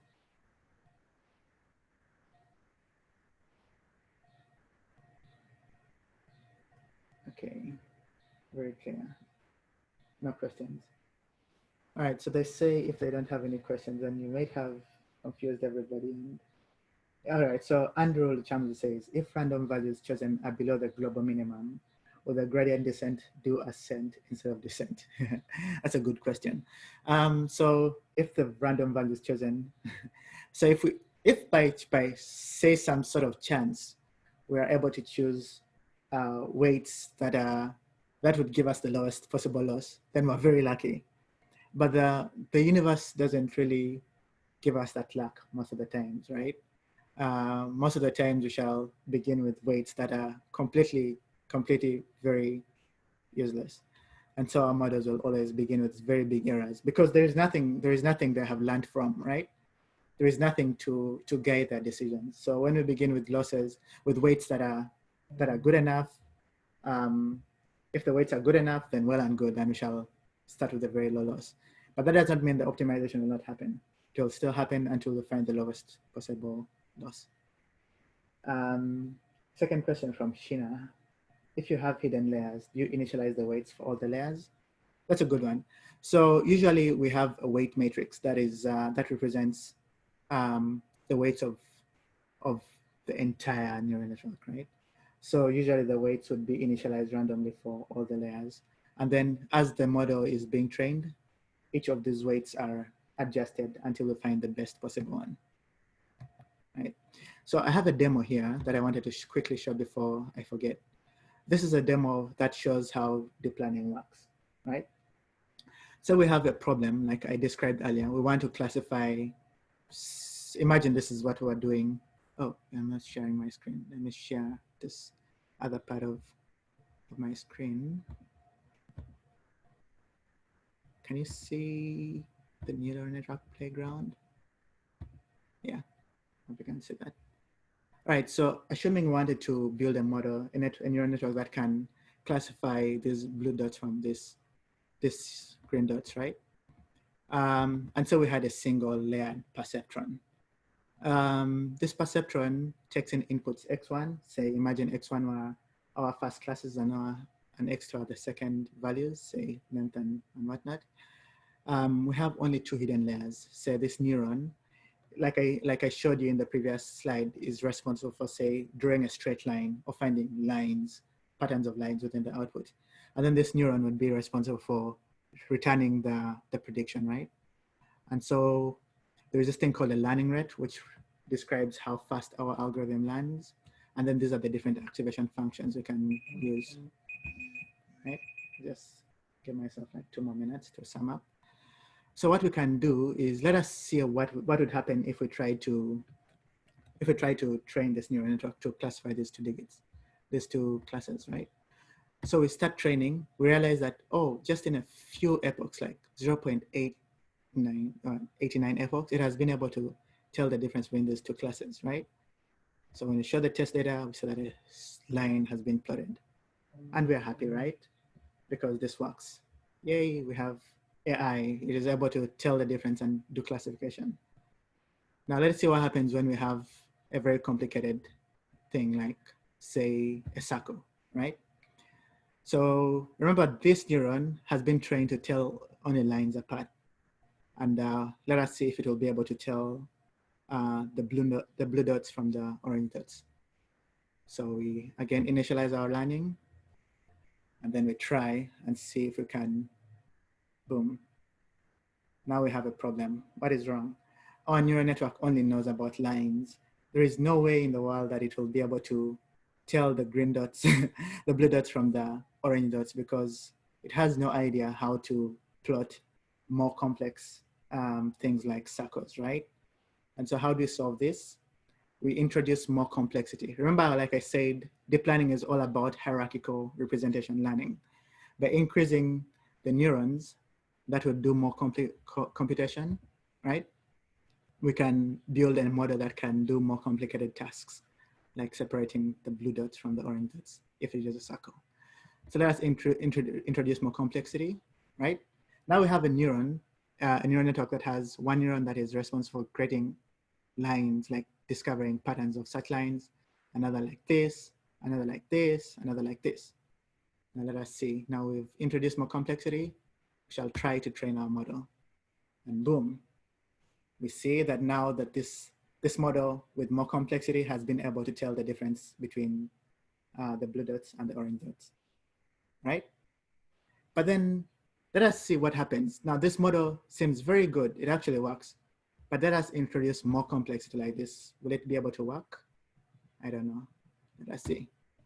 So when you introduce more complexity like this, it sort of tries to work, but it takes quite a bit of time. And it's that now this model only knows how to plot lines like the blue dots from the orange dots, but it cannot tell that these are other orange dots. So that means that our model is not complex enough to learn these features, right? So what do? We add more complexity. And if you can see, this is a representation of how the weights are being adjusted.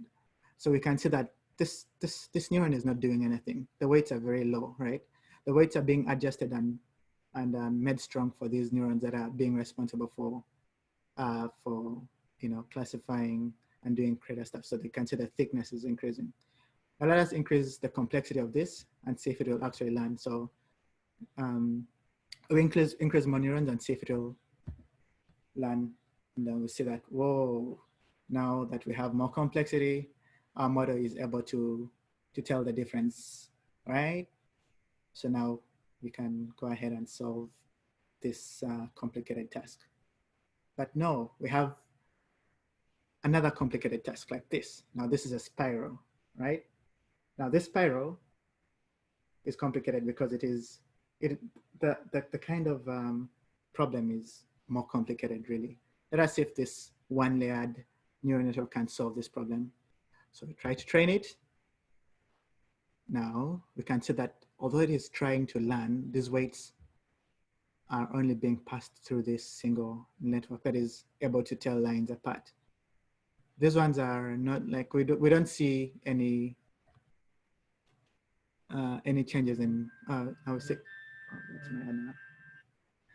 so we see that it's trying to learn, and we see that the loss is reducing, the test loss is reducing, and the training loss is reducing, but it is taking a while. It's kind of having a challenge classifying these, right? So if we wait for some time, it may learn, but it may take a while, right?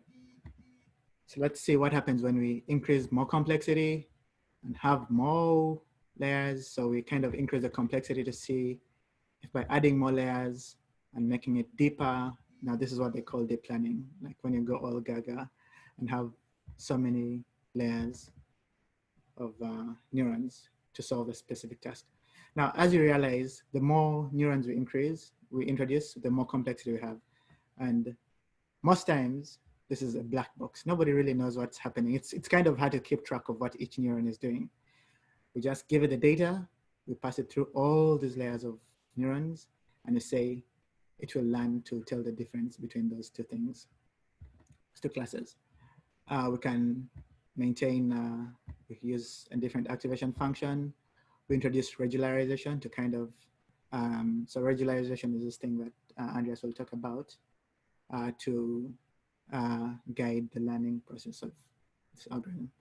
So we go ahead and train this and we see what happens. So as it's training, we realize that, whoa, it keeps learning, right? With time, the training loss keeps reducing and reducing and reducing, and the test loss keeps reducing as well. And we can see that it is learning and converging and more and more and more.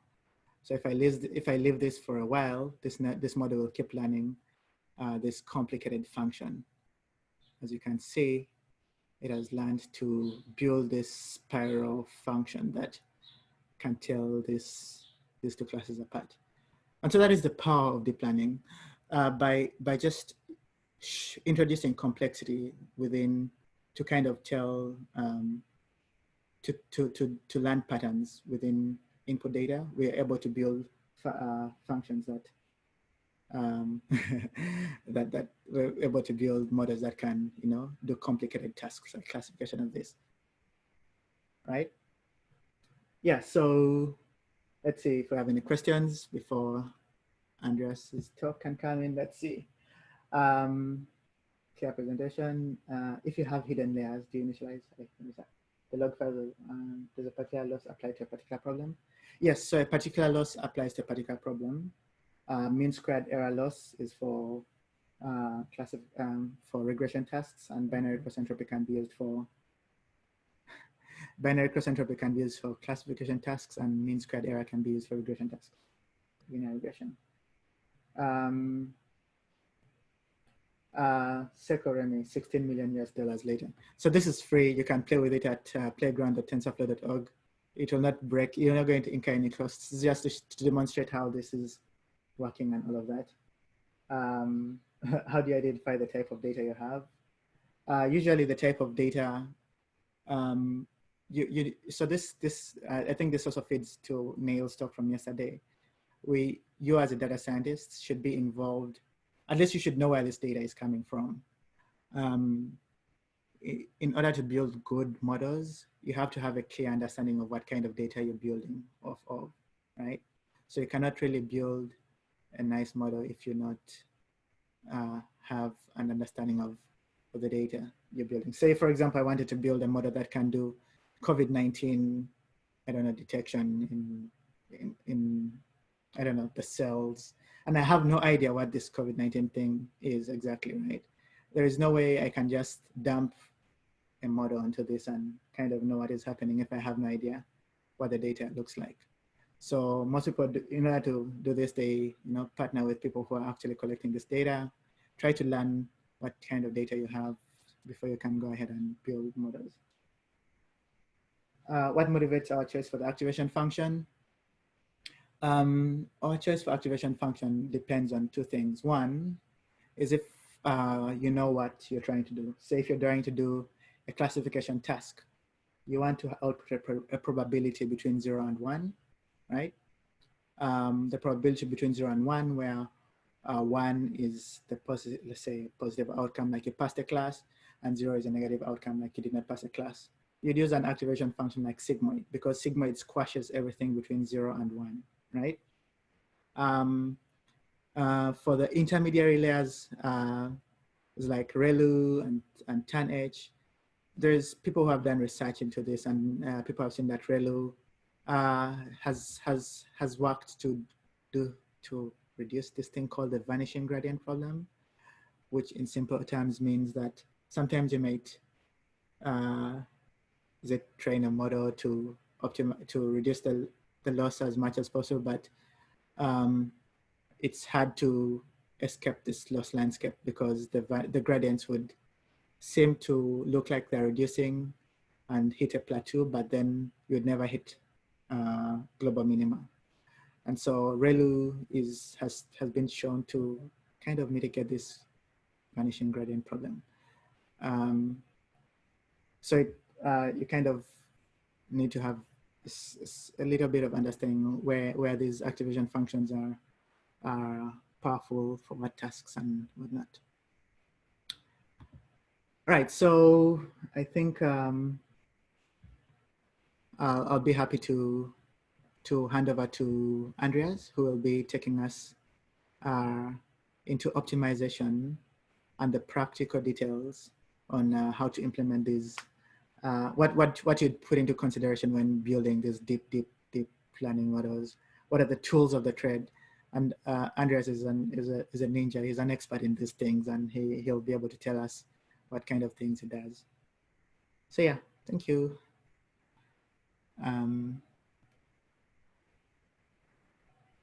Andreas, are you there?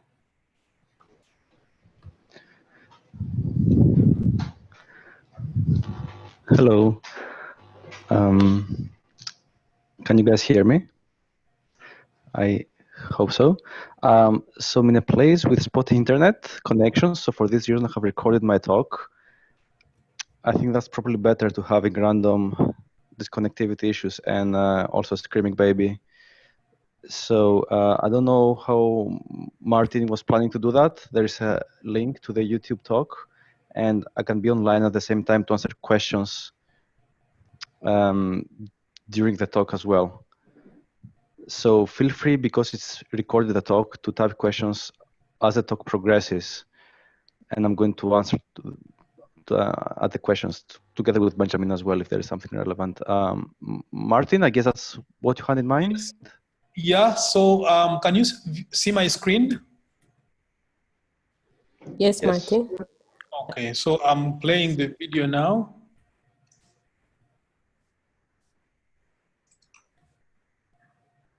Hi everyone, this is Andreas Damianou, and this is the second part of the introduction to deep learning.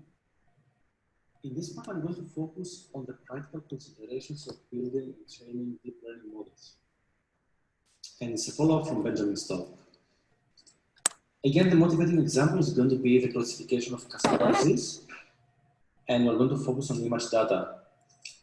Assume you want to build a classifier, a deep learning classifier, that is classifying different types of disease of cassava.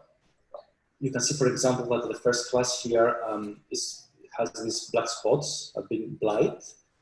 In the second class, we have these yellow stains, or we can have this leaf deformation. So the hope here is that we can train a deep learning model to understand these patterns underlying the disease of the different diseases, and being able to do that automatically. Doing so enables farmers and authorities to be able to track the progress of the disease. So let's see how we can actually train models to allow us to do that efficiently and not be confused by other patterns that might be relevant to the classification task. So the view I'm taking here is that, in a nutshell, deep learning consists of two steps. In the first step, we create a model, which means that we do the architectural design. For example, we might say that we want 2 nodes of the dense units, as Benjamin explained before, and then 3 nodes of convolutions and then softmax. All that has to do with defining the architecture. And every time we define that we want the convolution or the density layer, this comes with some parameters. That's the creation of the model. Now, the optimization of the model means we want to actually fit these parameters. We want to give them values such that when we have data, we minimize the loss function, again, that Benjamin described. And it could be that in Akeras that we're going to see in the lab, you can actually do that with one line, but it's not so easy. It's a more complicated process, and a lot of things can actually go wrong if we're not careful about. So this is the part that I'm going to focus mostly on this talk. How can actually optimize a model to get the results that we want?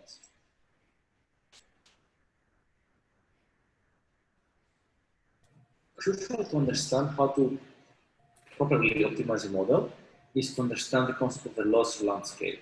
So we said that optimizing a model means find the settings of the parameters that minimize the loss. Now imagine that we have a very simplified scenario where we have only 2 weights in a deep neural network, and we can plot them against each other, and in the third dimension we have the loss. So now the loss is a function of these 2 weights. And for different values of the weights, we can plot the loss, and this defines what we call a landscape. So areas where the loss is low are denoted as valleys.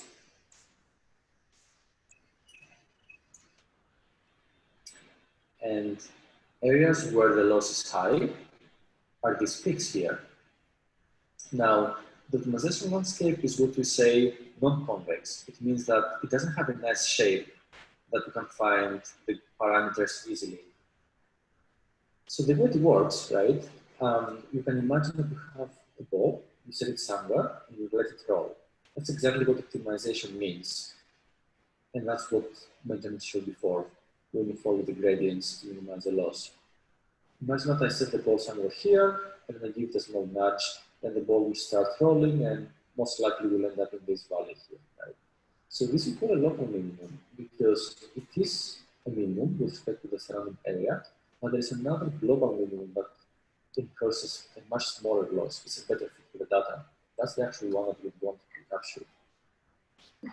And the way that I described with the ball rolling is exactly the concept of gradient descent that Benjamin mentioned. So gradients are used to navigate the loss landscape.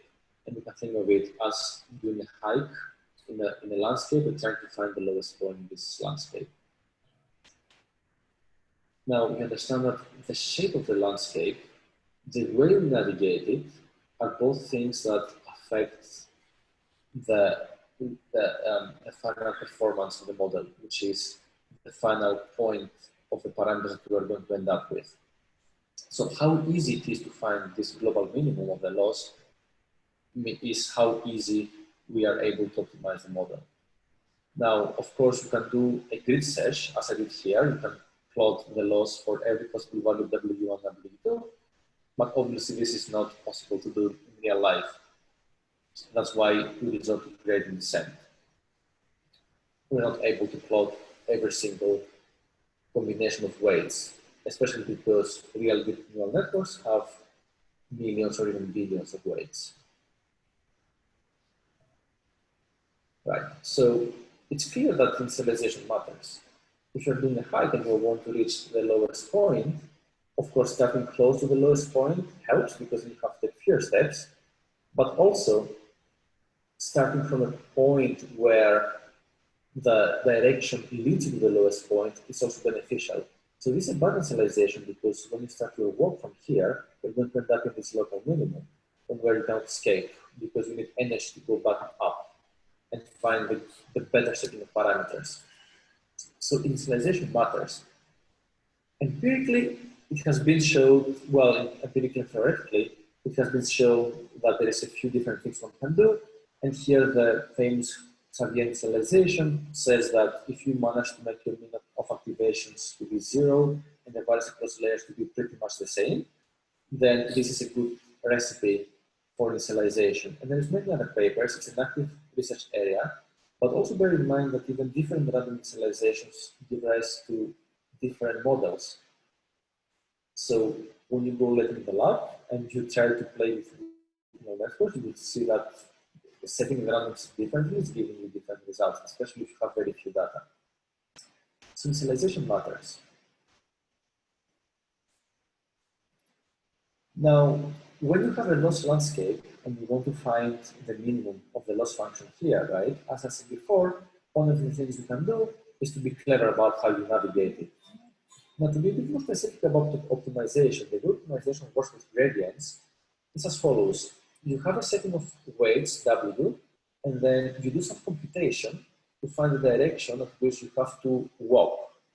You walk for a few steps, and then you do some computation again to find a new direction. That's exactly what I show here, and you're going to see in the lab. So you have your weights, and then the new set of weights in the next checkpoint is given by subtracting subtracting the gradient that you have to compute. And you multiply it with the learning rate that is telling you how much to walk. Now, to be clever about it, the learning rate can be a function of time. What this means is that initially, or when you have not much curvature in the landscape, you don't take big steps, such that you don't do much computation. So you don't do computation here once, then take a big step, land here, and then once action starts happening with curvature and so on, you want to start taking smaller steps. So that's one idea about how you can do fewer computations when optimization is, so you find the minimum faster. Another idea is momentum. Momentum says that in the same way as when you walk around and you want to avoid doing zigzags by sticking to direction, it says the same. It says that when you do these computations, you want to use some of the previous computation, some of the previous direction, such that you bias your navigation to follow a more consistent path. Hopefully this avoids the zigzags and taking you to the optimum faster. And this is the pseudocode where you add the previous form, the previous direction. Now, if you use Keras or some other deep learning framework, there is actually flags that allows you to do these clever optimizations. And even there is algorithms that can set what the learning rate is adaptive, how much to use momentum, and so on. So when you go later in the lab, you can look for these flags and see how you can activate this clever navigation. And check for yourselves if this makes a difference in optimization. Lesson 3 is if you want to navigate the loss landscape, if you want to navigate a landscape and you want to find quickly the valley, in addition to being clever about how you navigate, you can also affect the shape of the landscape itself. So the analogy with a hike says that instead of just having a compass to be clever about how you navigate it, if you have some machine that allows you to smooth out the surface, then you have a much easier time to find the correct directions quickly to go to the minimum. One of these ideas is brush normalization. With brush normalization, you are able to create properties on the lost landscape that allow you to find the minimum faster. Again, there's a simple command in Akera that allows you to introduce this brush normalization activity. It's implemented as a layer, and again in the lab you can go and see if by including it in some layers or in no layers at all of the layers, if it makes a difference. So what you have to look here is not only how quickly you go to the minimum of the loss, but also how easily, because as you said in the beginning, sometimes it's not just a matter of speed, but if you get up to some local minimum, you might not even be able to escape, meaning that your model has been in such a configuration that it cannot find any good directions to move out of that. So essentially it's about suboptimal configuration, and it has no way of knowing how to do further computation or further updates to escape from that.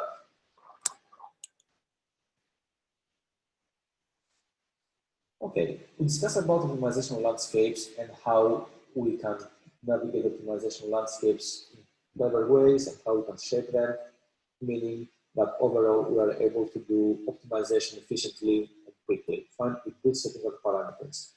One thing to bear in mind is that we want to avoid overfitting. I know you might have heard this term before, and I want to link to Mike's talk to talk about classification and regression. This is particularly important for deep neural networks because they have a lot of parameters, and overfitting, as you might have heard, occurs easily. Let me motivate the concept of overfitting and then explaining why this is a problem for deep neural networks and how you can avoid it. Imagine you have some data that are one-dimensional, and essentially it's telling you in the x-axis how many days after lockdown you are in, and in the y-axis what is the number of active infections of, let's say, COVID-19 or something like that. So once you know that, then you want to fit a model. You want to find an underlying trend by figuring out what is the function responsible for generating these observations, right? And here I show two fits. One is the blue and one is the red. Now, if you are purely based on the loss, because you talked about loss landscapes, if all your focus is to minimize the loss, then objectively speaking, the blue line is a better fit because it minimizes the loss. In this case, minimizing the loss means that you are able to have a model, have a parameter setting, such that your model, being a function, does predictions that agree with your labels in the training set, right? That's what minimizing loss means. Here, the agreement is almost perfect, right?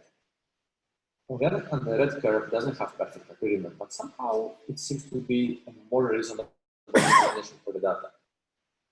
So the argument here is that you want a model that is learning the red line, not the blue line. Right? How can you do that if you look at the loss? So to clarify here, I want to emphasize that avoiding overfit doesn't mean that you have to smooth out the data. It means that in the absence of strong evidence, you shouldn't make strong inferences. With deep learning models, because they're sufficiently complex, it's very likely that you might end up in this region here of the blue curve. So you want to avoid it.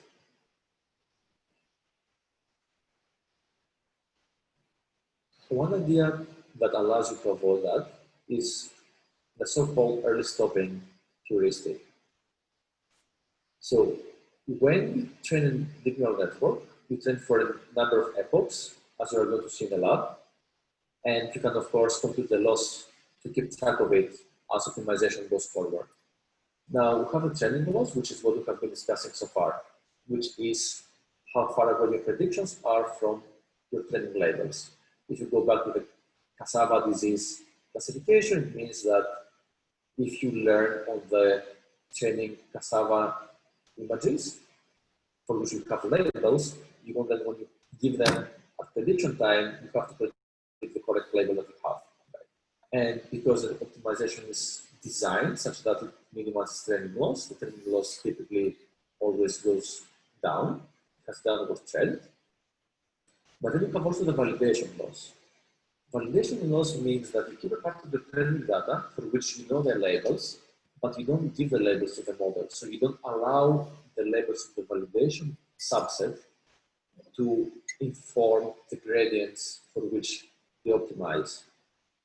Now, by doing this, you can keep track of the validation loss and you can see when and if it starts going up at some point. If it starts going up, it means that maybe you start having to overfit with the training data. It will basically mean that you start being in this regime, and imagine you have a validation point here, somewhere in the middle, right? Now, this validation point could be somewhere here, but your model will predict very far away from that here. Why? Because it became so complex in its effort to capture all the information, the training data, disregarding the generalization, trying to make the loss very, very small. So the validation loss now, as your model becomes more complex, will start increasing because it will do these weird predictions, right? Where you predict something far away here, where the label, the true validation label is, let's say, here. Because it doesn't have the validation point, it's allowed to do that. It doesn't know that it has to respect the label in the validation point. I think Mike actually discusses this aspect in his lab. So have a look there as well. But for deep neural networks, this is an especially severe problem because, as I said, it can happen quite often given the parameterization of the deep neural networks. So by tracking the progress of not only the training loss, but also the validation loss during training, you can find when the validation loss starts going up. You can call this an early stopping point, meaning that you stop optimization there. You stop refining your parameters. And hopefully this gives you back a model that has a reasonable training loss, has a reasonable setting for parameters without overfitting too much. Again, when you go to the lab, you will see that there is a validation split. The validation split is telling you basically how much loss, how much validation data to use. Experiment with that, see if it makes a difference, to increase it, to decrease it. See if you can see this behavior of the validation loss if you train for longer and for smaller data sets. Now, there's another idea to avoid overfitting. You must have heard about dropout. So dropout means that when you have a deep neural network and you train it, during training, you kill some of the units, some of the nodes. Now, when you do that, you force the optimization, which is this effort of reducing the loss by changing the weights iteratively. So you force this process to not focus too much on a particular node, and also for the nodes to not co-adapt too much with each other, because this creates a very complicated and perhaps unnecessarily complicated model. And this harms generalization and maybe makes overfitting more evident. So dropout has been shown to reduce overfitting. Again, in the lab, we show how a dropout can be done. In the same way as a batch normalization, dropout, which is something that you apply, can be implemented as a layer. So normally in Keras, you can have like your input layer, and then you can start putting different layers. If you put a dropout layer immediately after a dense layer, this means apply dropout to the outputs of the previous layer. Here the parameter is 0.5, this is what we call a dropout mask. It means drop out randomly 50% of the nodes on this layer. Try to see if with dropout and if you use dropout, if you have better fit, if you have less overfitting, if you can predict better on validation data, as opposed to if you don't use it. Try to see what happens if you change this mask, how much it affects, and so on. Again, it makes it really easy to experiment with all these things. Now we'll talk about transfer learning. It may look as a different topic, but actually it's very related to optimization of deep neural networks, or to be more specific, and it's very related to the way we use them in practice to learn and fit. What I mean is that just by doing transfer learning, basically by reusing neural networks trained across different tasks, we can solve many of the issues that I discussed before of learning neural networks. Why? Simply because taking neural network that you train in one setting and you try to apply it in another setting and changing it. So you already start, hopefully, from a good parameter setting that works well for another related task. So not only you maybe solve the issue of initialization because you start from an already reasonable parameter setting, but maybe you have also worked out all the issues with optimization landscapes. You might already be in a part of the landscape that is better, and so on. Is there another example with the cassava disease? This could mean that if, for example, you had another data set that shows how blight looks like in strawberry leaves, and you had a lot of data, and you were able to train a good model, then when you have fewer data for the cassava leaf problem, you might be able to bootstrap learning by taking information from this neural network that was training on this other data set. We call this a source data set, and we call it the target data set. This actually helps, right? Because these images here can have different provenance. In particular, the cassava leaf images are images taken from around 200 farmers, as the authors of the paper explain, from various places around Uganda. So it's not really high quality images, and it's not a data collection problem that can scale. So let me explain now how transfer learning works. So here's a compact version of a neural network.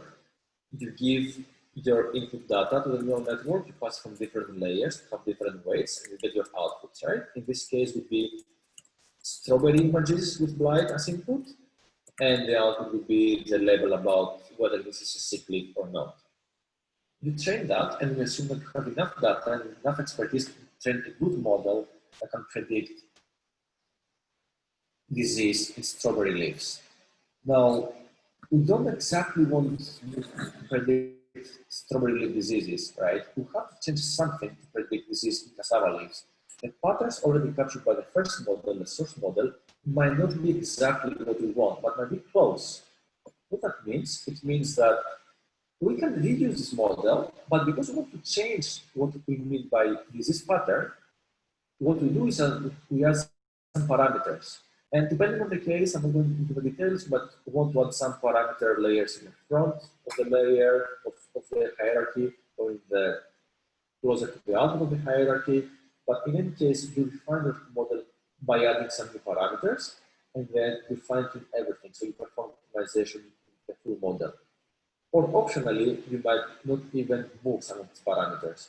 So there is a lot of mix and match of how you can do this fine-tuning, but it usually consists of these three steps. You have a pre-trained model, you refine it somehow, and then you do a few more optimization steps, and this ends up being better than training this model on the cassava leaf data directly. Again, you can see that in the lab, and you can play with different options, and you can see how this makes a difference.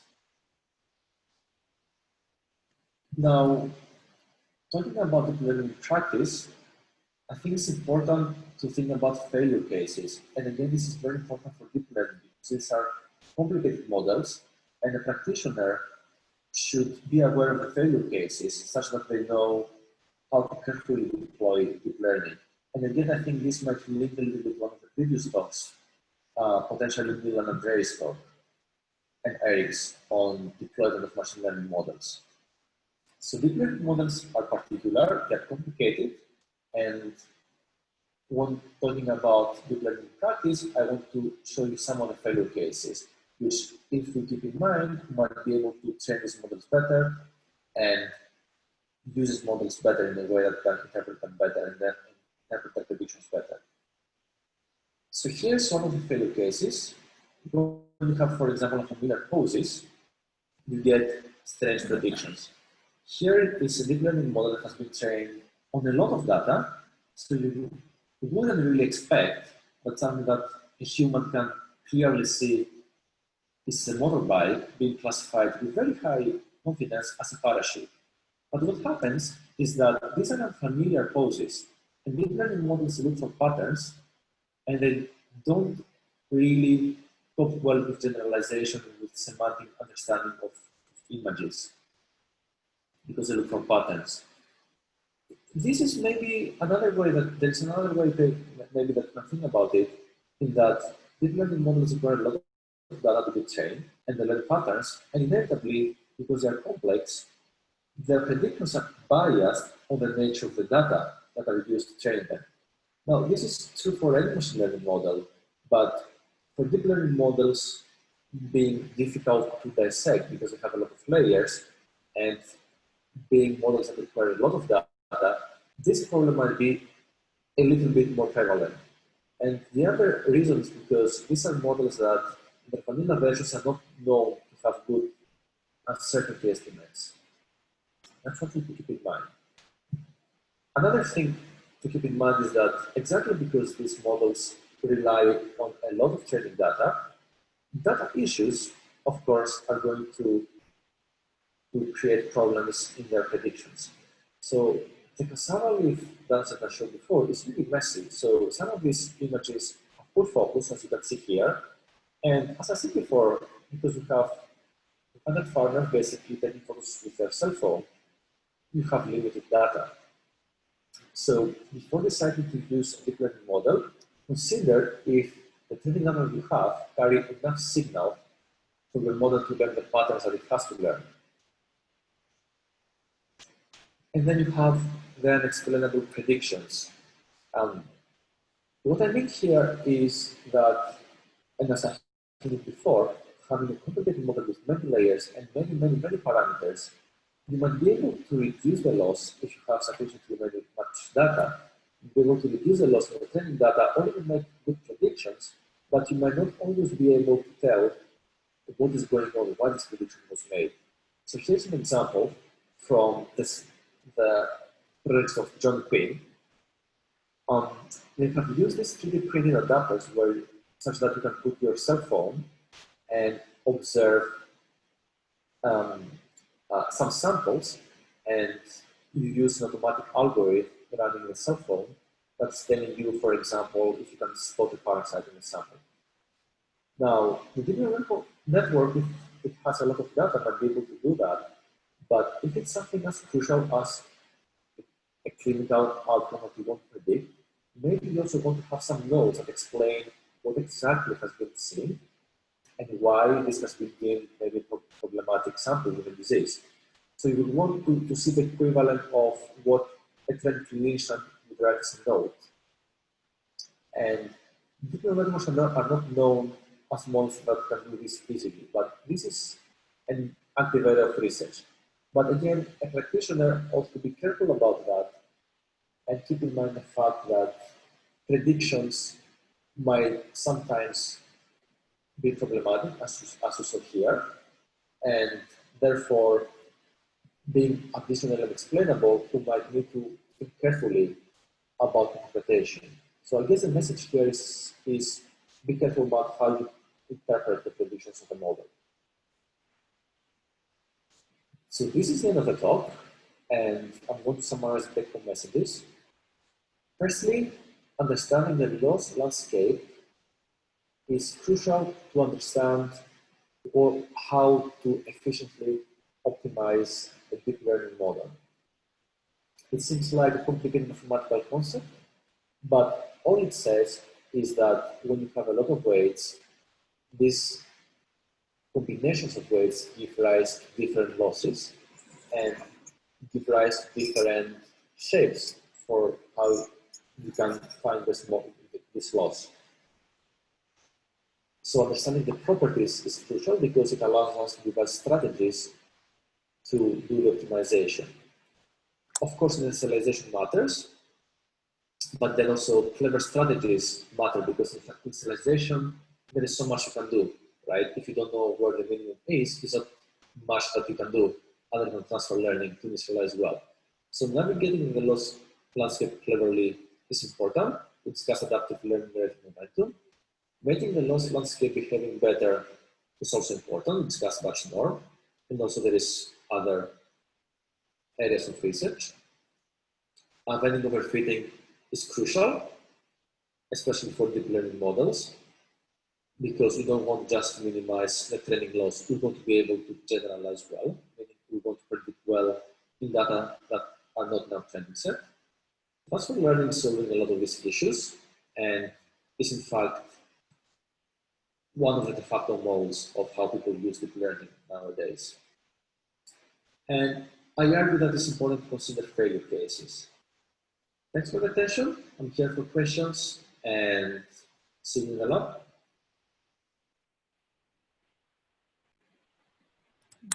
Okay.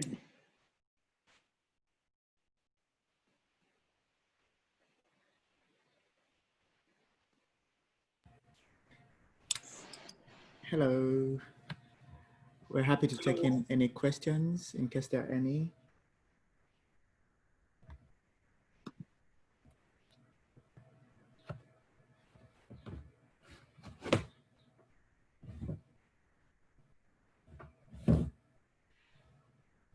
Well, should we take maybe a 15 minutes break and then move into the practical session? What do you think, Martin?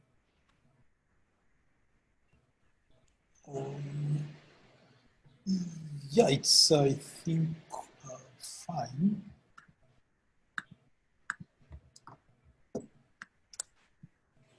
Trying to get my things back. Okay. Maybe. Yeah, I think it's fine. All right. I think it's fine. So the practical session is the last session, right, for today? Is that it? Yeah. All right. So I will be here to answer questions. Currently in Kampala it is 3:50. Maybe we shall meet at say at 4 p.m. for the practical session. Maybe people will stretch now and get some fresh air, because the next practical session will be a bit to wrap up stuff. So just take a stretch. Andreas and I will still be here to answer questions, and then we can begin the session at exactly 4 p.m. Ben, have you shared the link? Yep, I have shared the link to the collab session, to the GitHub thing, notebook.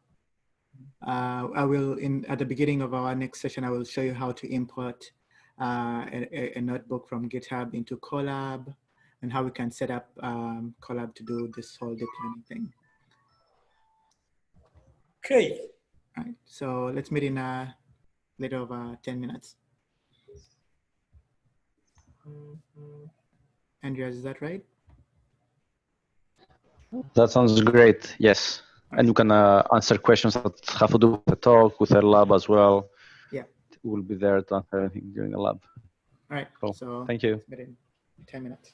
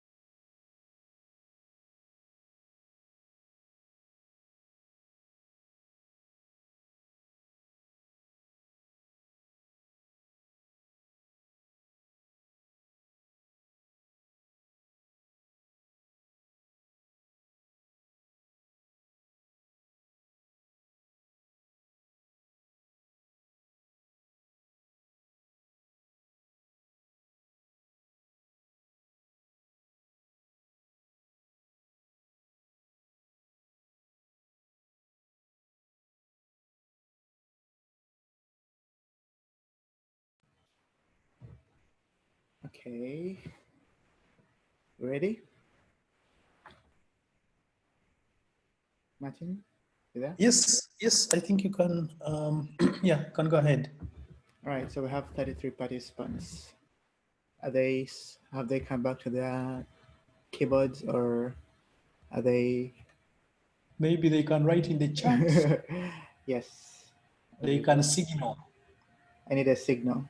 I need an emoji from who is there. Let's see. Yeah. No one. One. All right. Andrew, Edgar. All right. Collins. I need to reach at least 50%. All right, all right. We have some people. Okay. We're here. Hi, Dina. Ready to go. Okay, cool. I will share my screen. And all right. So I hope you've all been able to receive the link to the GitHub repository. So I will just start this practical session. So this is going to be the format, okay? I will show you how to import the stuff into Google Collaboratory. And then I will just show you how to run a few cells and then explain very, very high level of what is going on. But then you will spend the rest of the time trying out different things within the notebook, okay? So it is very detailed, thanks to Andreas. And it shows you step by step of what is going on, okay? So we expect you to try this out yourselves, and then we're ready to answer any questions that you may have. Right. So for those of you who have never heard about Google Collaboratory, it is this, in order to reach it, just go to collab.research.google.com, okay? When you go to collab.research.google.com, it will, kind of show you this kind of interface, right? And so there are 3 tabs: examples, which are the example notebooks, recent, Google Drive, GitHub, and upload, right? Now for this talk, we're going to import our code from GitHub, right? So you go to that Data Science Africa notebook URL. So it's under Data Africa on GitHub, Kampala 23, and then this link that Andreas shared earlier on. You copy this link and then go back to Collaboratory. And then when it says enter a GitHub URL, you paste it there, okay? Then you press enter. When you press enter, you'll see all the notebooks on that GitHub repository, and then choose Kampala, the DSA 2020 Deep Learning Practical. When you choose it, it will open the notebook and you'll have it displaying like this. Okay. So a few things to note on Colab, the default runtime is, so by runtime, I mean how the code is executed. So usually it is using so it's not your CPU, but it's a cloud CPU. But because we're going to deep learning, you need to change the runtime so that you can use GPU, okay? So make sure that you're using Python 3. I think it's using Python 3 by default, and then select GPU, right? So a TPU is some other thing called a tensor processing unit, but today we're going to the GPU, okay? Once you've done that, you press save, and then you'll be ready to go. So the interface is simple. You have, file, edit, view, insert, runtime, tools, help. And on the side here, you have an interface that shows you the files that you're going to use, okay? So by default, they give you some sample data, which you're not going to use. The data we're going to use is currently hosted here. And in order to run a cell, So a code on Colab is usually just like Jupyter is within a cell. So you can either press this button to run it, or you can press Shift and Enter. Okay, so this says it's not authored by Google, so you can run it anyway. When you run that, it will download our data from this URL. Since this is all on the cloud, the speed should be fast enough so that you can have this data in 90 seconds or less. So as the data is downloading, I hope, is anyone having any issues setting up Colab? If you've if you've been successful, just write your name here, like just give me a signal on the chat so that we know that at least we have some people.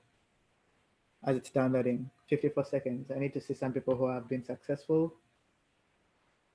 Right, Edgar, have you been successful? I hope so. Leonard, yep, downloading. Who else? Those are two people. Those are two people, Leonard and Edgar. Who else? Anybody else? Jonathan O'Mara, perfect. Those are three people. We have, how many people? We have 34 participants. Where are the rest?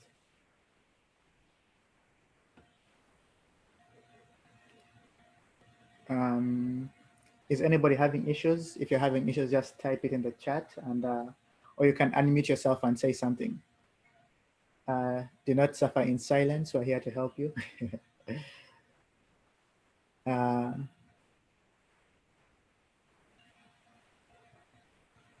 On setting the GPU, how do you do the setting for GPU? So to set up the GPU, you go to runtime. Can you see my screen? Yeah.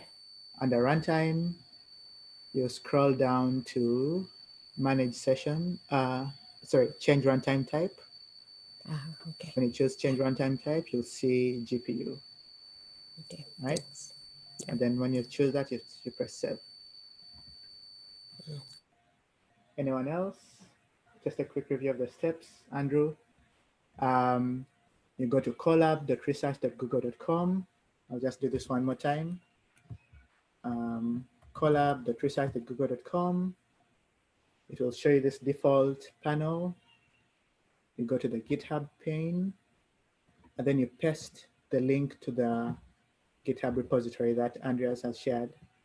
Copy it from there, and then you paste it here. Then it will be able to show you the notebook. When you choose the notebook, it will be able to load it for you. And then you go to runtime, change runtime type, make sure you're using GPU and Python 3, and then press save. And then in order to run a cell, you select it. You can either press this button or you press Shift and Enter. And then you run that. It will download the data. Are we together? Andrew, did you get that? All right. Yes, I'm also writing the instructions on the chat so that it's there for people if someone comes later. Okay, perfect. So, yep, Maureen, Andrew, Michael, Jonathan, Edgar, Dina, I hope everybody has been successful. Mohammed, I've shared the link to the, yeah, you've got the link, right? All right, so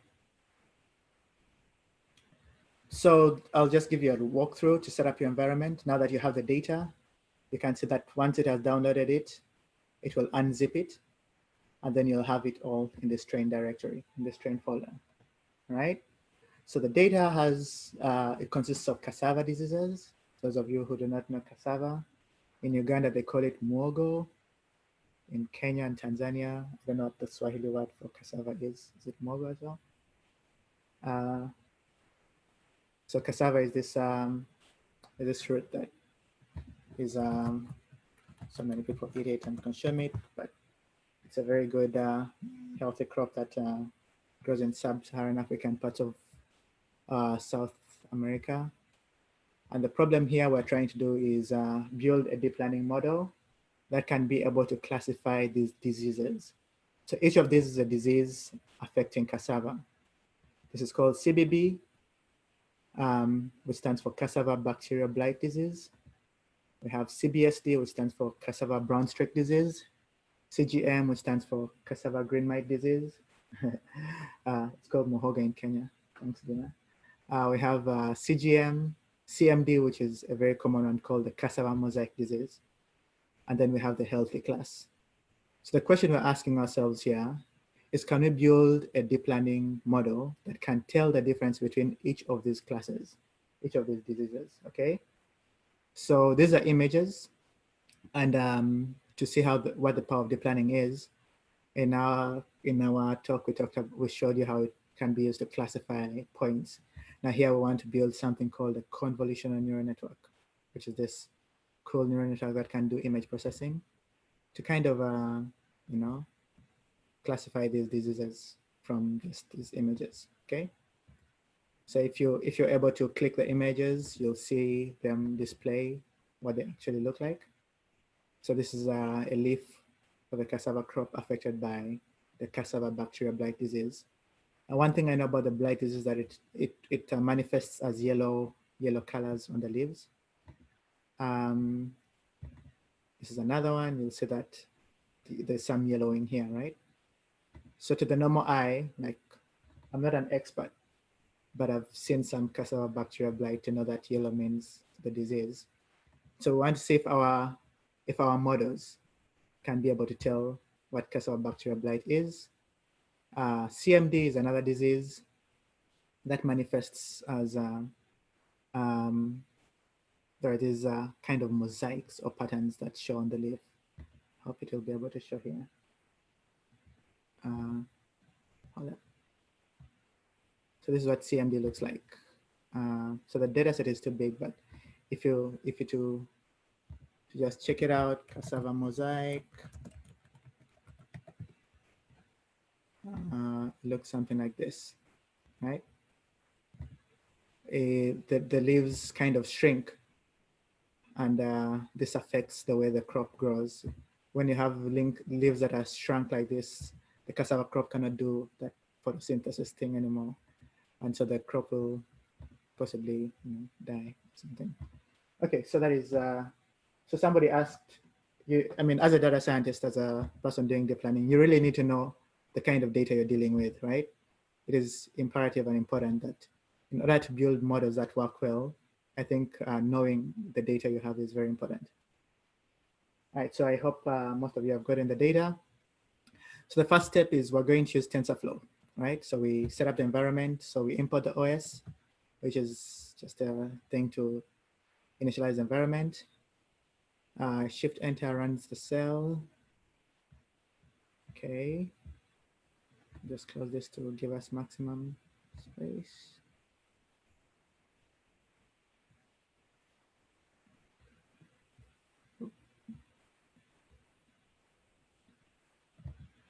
All right, so it looks like I'll just restart my runtime. I'm restarting it because I think I messed up when I spawned two runtimes at the same time. So I'm just refreshing everything so that everything is initialized. So when I restart the runtime, our data is still there, so there is no need to download it again. I will just run the next cell. So when it runs the next cell, it has imported Keras. And that, the next line initializes matplotlib and numpy, and Claire in her last in the talk yesterday I told you what numpy and matplotlib do. All right, so these are helper functions for later, and here we this function. What does this function do, Andreas?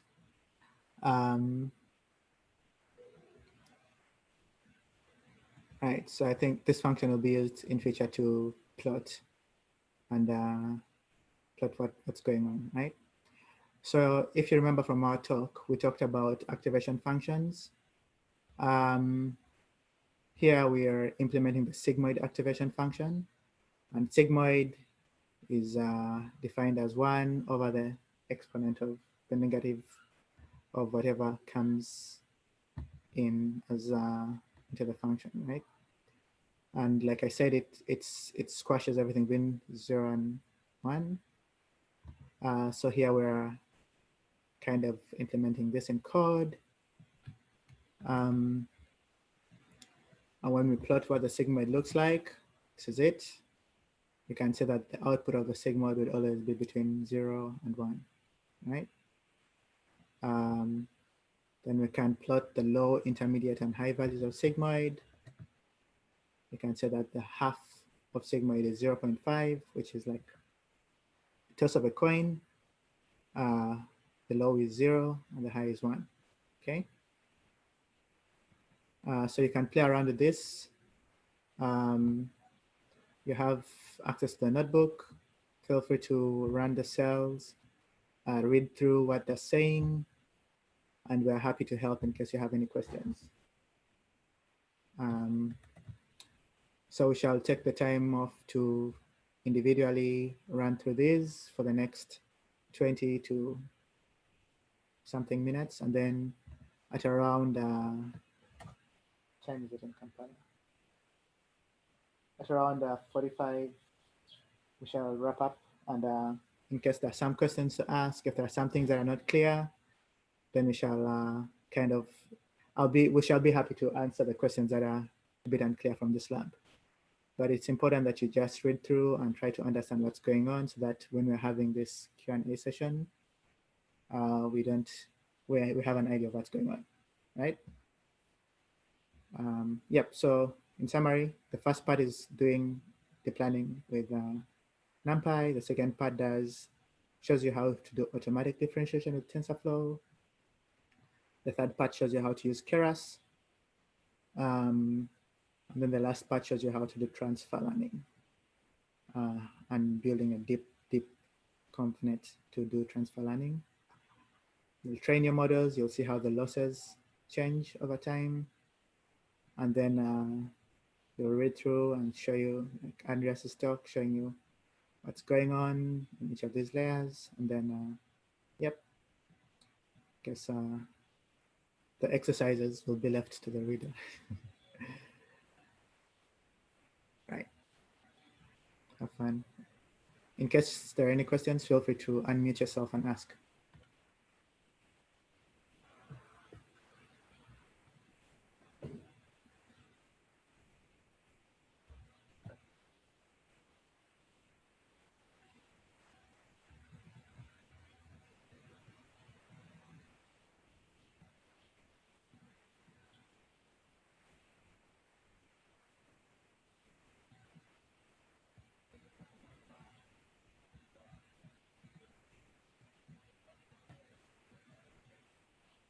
Also, I'd be happy to know if people are, I mean, if you're working, just type working in the chat so that I know that you're doing stuff.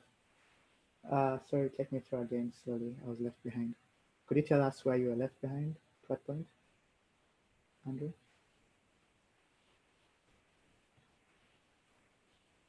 In this notebook, when do we utilize the GPU? In the notebook, the GPU is utilized when you're training the deep learning model, right? So you can experiment. If you train this model, the section with training, you'll see that it will train very slowly, meaning the CPU is not sufficient to do fast training of deep learning models. So if you're using CPU alone, it will take you about, I think, Andreas, was it 5 minutes? While if you're doing it on the GPU, it will take you a bit under 2 minutes to do it all. All right, Andrew Chamuzi, you're left behind at what point? At the first steps. Is it at what part of the first steps?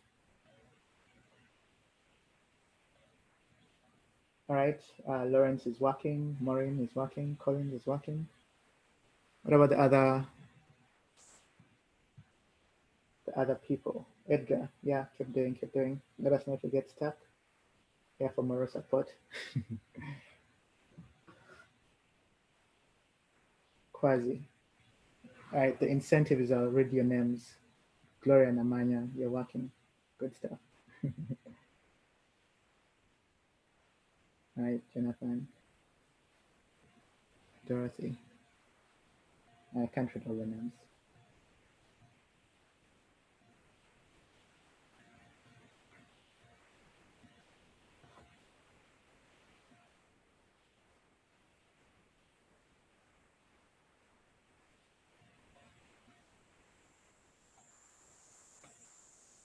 Just because I haven't read your name doesn't mean I'm not seeing that you're not typing. So still have like 41 participants.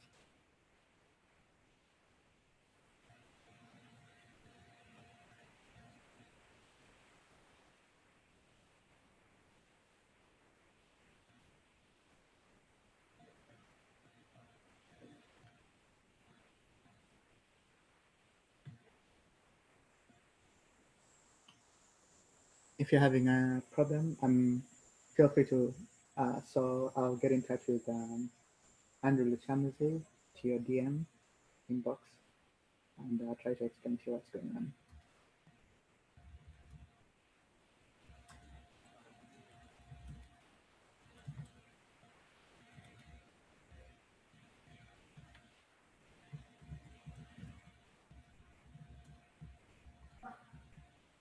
Hi, Gerard. It's been a while since Neri.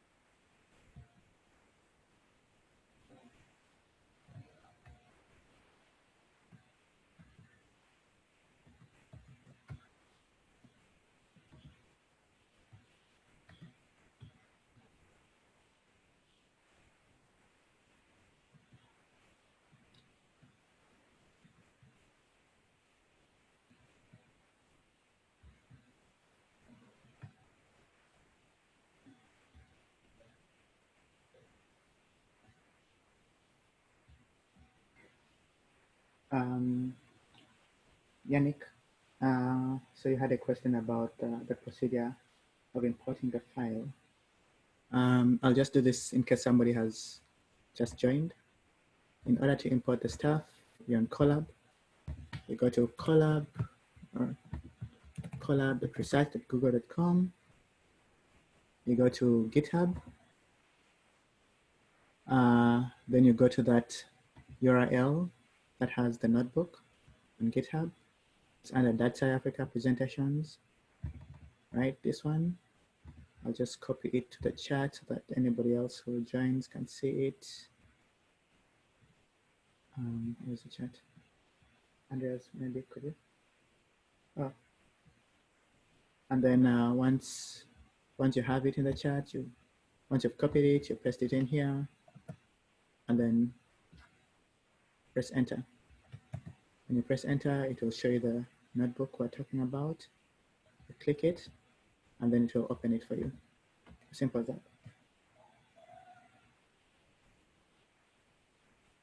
Okay.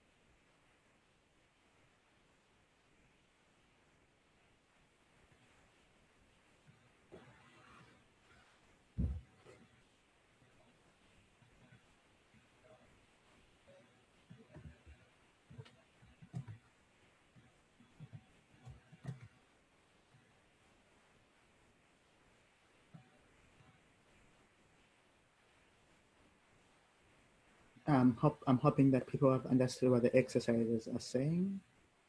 The first one says embed the automatic differentiation loop inside the optimization loop in order to minimize the loss. So you have the automatic differentiation loop, which is this, right, Andreas? And then inside the optimization loop.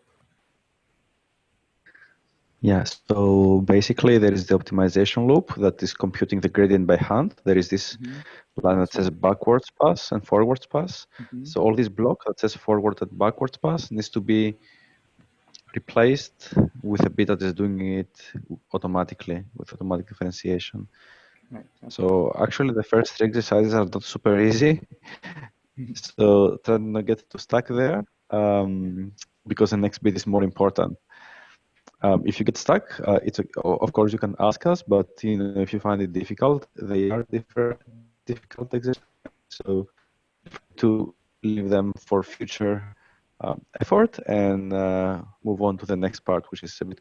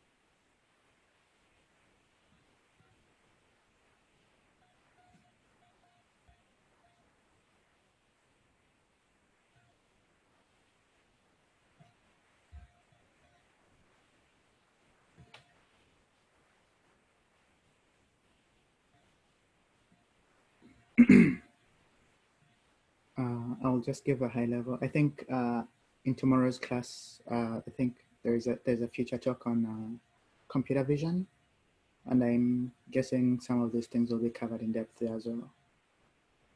But high level for people who are curious.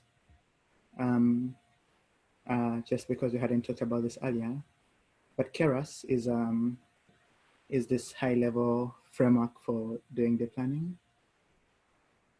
And what it does is it makes it easy to build deep neural networks, okay, in an easy-to-use API. So there are two ways you can build Keras models. One is by using a sequential API, and the other one is using a functional API, okay? So the sequential API puts things sequentially. So think of a sequence, like we've seen, the input layer as one sequence, the intermediary layer as another sequence, and the output as the third sequence, okay? So it's important to note that Keras is a wrapper around a core. Okay, it used to be a wrapper around TensorFlow and stuff like that, but then it seems the guys at Google liked it so much and they incorporated it within TensorFlow. So in TensorFlow 2.x, 2 point something onwards, like 2 point upwards, Keras is embedded within the API of TensorFlow, so you can just call the Keras functionality right into TensorFlow, okay? So the main things are, we can say that to call the sequential model, you say from Keras models import sequential. Each layer has been simplified to show what it can do. So there's a conv2d layer. What a conv2d layer does is it does convolution, which is this process of breaking down an input image into small windows, okay? There's a max pooling layer that finds the maximum value in each window and returns that value. It's a flatten layer that flattens all the tensors in there. The tensor is just like a huge number, a huge matrix, right? And then returns a single value.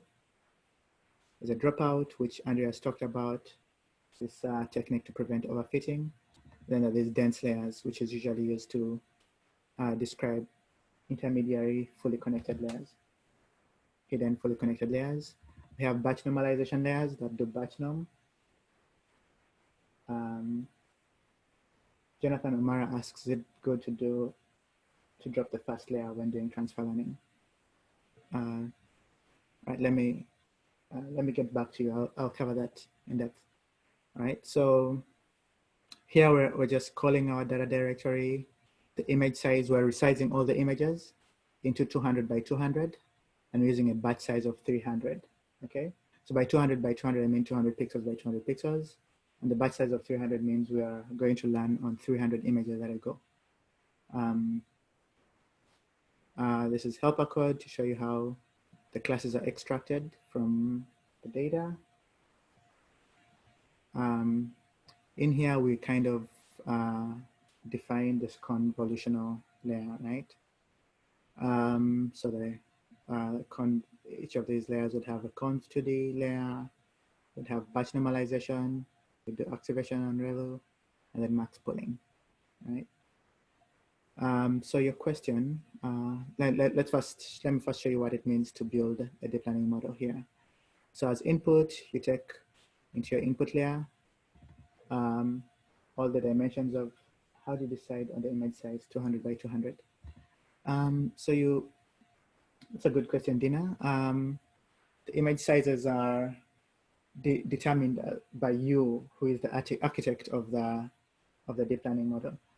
Okay, so different people, like by knowing what the image looks like, you can kind of decide what dimensions you want to fit it in at once. This is partly because you don't want to fit in a very huge dimension, basically because it will consume a lot of memory. We usually resize them to say 200 by 200 or 512 by 512 so that we can use a standardized size that can be easily consumed by the memory of the GPU, okay? So we do this thing called zero padding to, I think it's a technique to fill up the dimensions of the inputs so that they're all standardized. we call the conv layer that we defined up there, pass it to the input, and we do this recursively. So here we can see that from the input, we have all these that are becoming our hidden layers, okay? And then we flatten. Flattening means we reshape everything so that it's one single tensor. And then we connect everything from this flattened tensor into a ReLU activation function. We perform dropout here to prevent overfitting. And then we have a final dense layer that does a softmax classification. So if you remember our activation functions, we had softmax, we had sigmoid, which does binary classification. So you have two values. But softmax is similar to sigmoid, but it does multi-class classification. So in our case, we have how many classes? We have 1, 2, 3, 4, 5. We have 5 classes. That's why we're using a softmax activation function here, right? Then we call our Keras model. We create the model with as a model instance. We compile everything together. And then if you look at the summary of our model, this is what it looks like. Right? We have the input, we have 0 paddings, a bunch of hidden layers in between there. And at the end of the day, we have our dropouts, our flattened, dense dropouts, and then the final layers down there. Okay. And this is a graphic of what it looks like. And then we train our model on this, okay? So if you run this, you'll see that it will train 572 samples and validate on 144 samples, okay? And one thing to monitor here is the validation loss, the validation accuracy. This accuracy and this loss represent training loss and accuracy. And what we said is we're trying to minimize the loss as much as possible, right? So we can see that the validation accuracy and loss are here. We begin with 8. The second epoch reduces to 7, 7, 7, 7, and we realize that they're actually very, like it's not changing at all until here where it goes down to 5, okay? So it means our validation loss for these epochs has been able to go only as low, for 20 epochs has been able to go only as low as 5.4659. So what does this mean? Let us see. It means we have trained our model and this is the best we can get at 20 epochs, right? You can read these observations on training. But the goal here is it talks about transfer learning, which is this technique that takes in pre-trained models that we can reuse on, say, something called ImageNet, which is a bigger data set. Usually when we have a model trained on a bigger data set, it is possible that it has learned some things that are not existent in your data set, okay?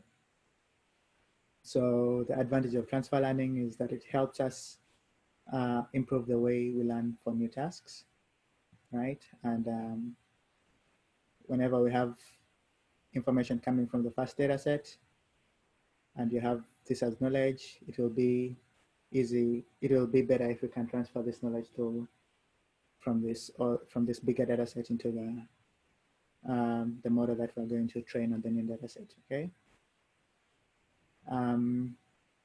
There's an extract from the talk by Andreas, and this is an example of an architecture that is very popular. It's called VGG 16. I think this is the 16 version. And so Dina, like we mentioned, like to answer your question, right? This architecture uses an input dimension of 224 by 224 by 3, and it's classifying for 1,000 classes, okay? To call this VGG16 model in Keras, it's already inbuilt. It has already been trained on ImageNet, and you can see what it looks like, right? So what we do is we chop off the final layers of VGG16, and then we concatenate it with our own layer. So remember, our own model is in here. So we add our custom layers, and then we concatenate it to the VGG16 model, and then we have something like this, right?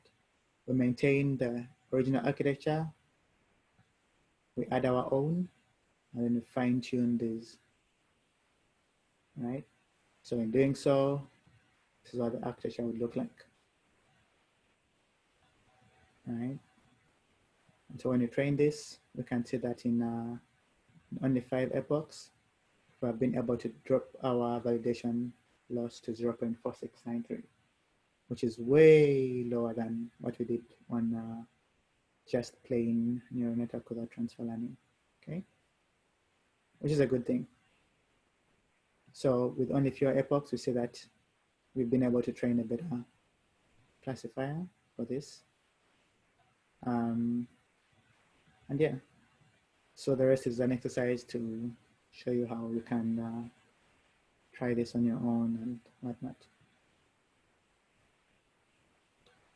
So yeah, I think that's it. We're left with about 8 minutes. I don't know.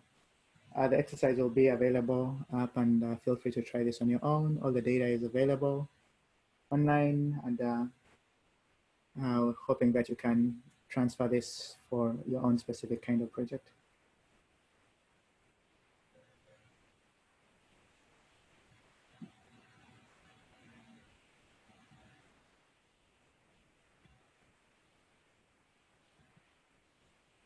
Right?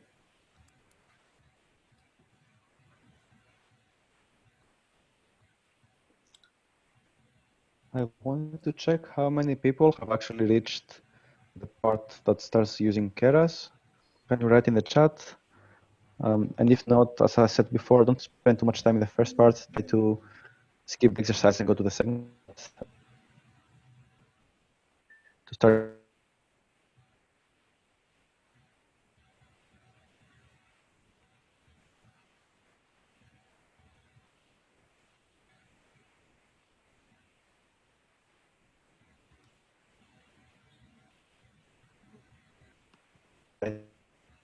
To Yep. skip the. Hello, somebody saying something? Can you write in the chat?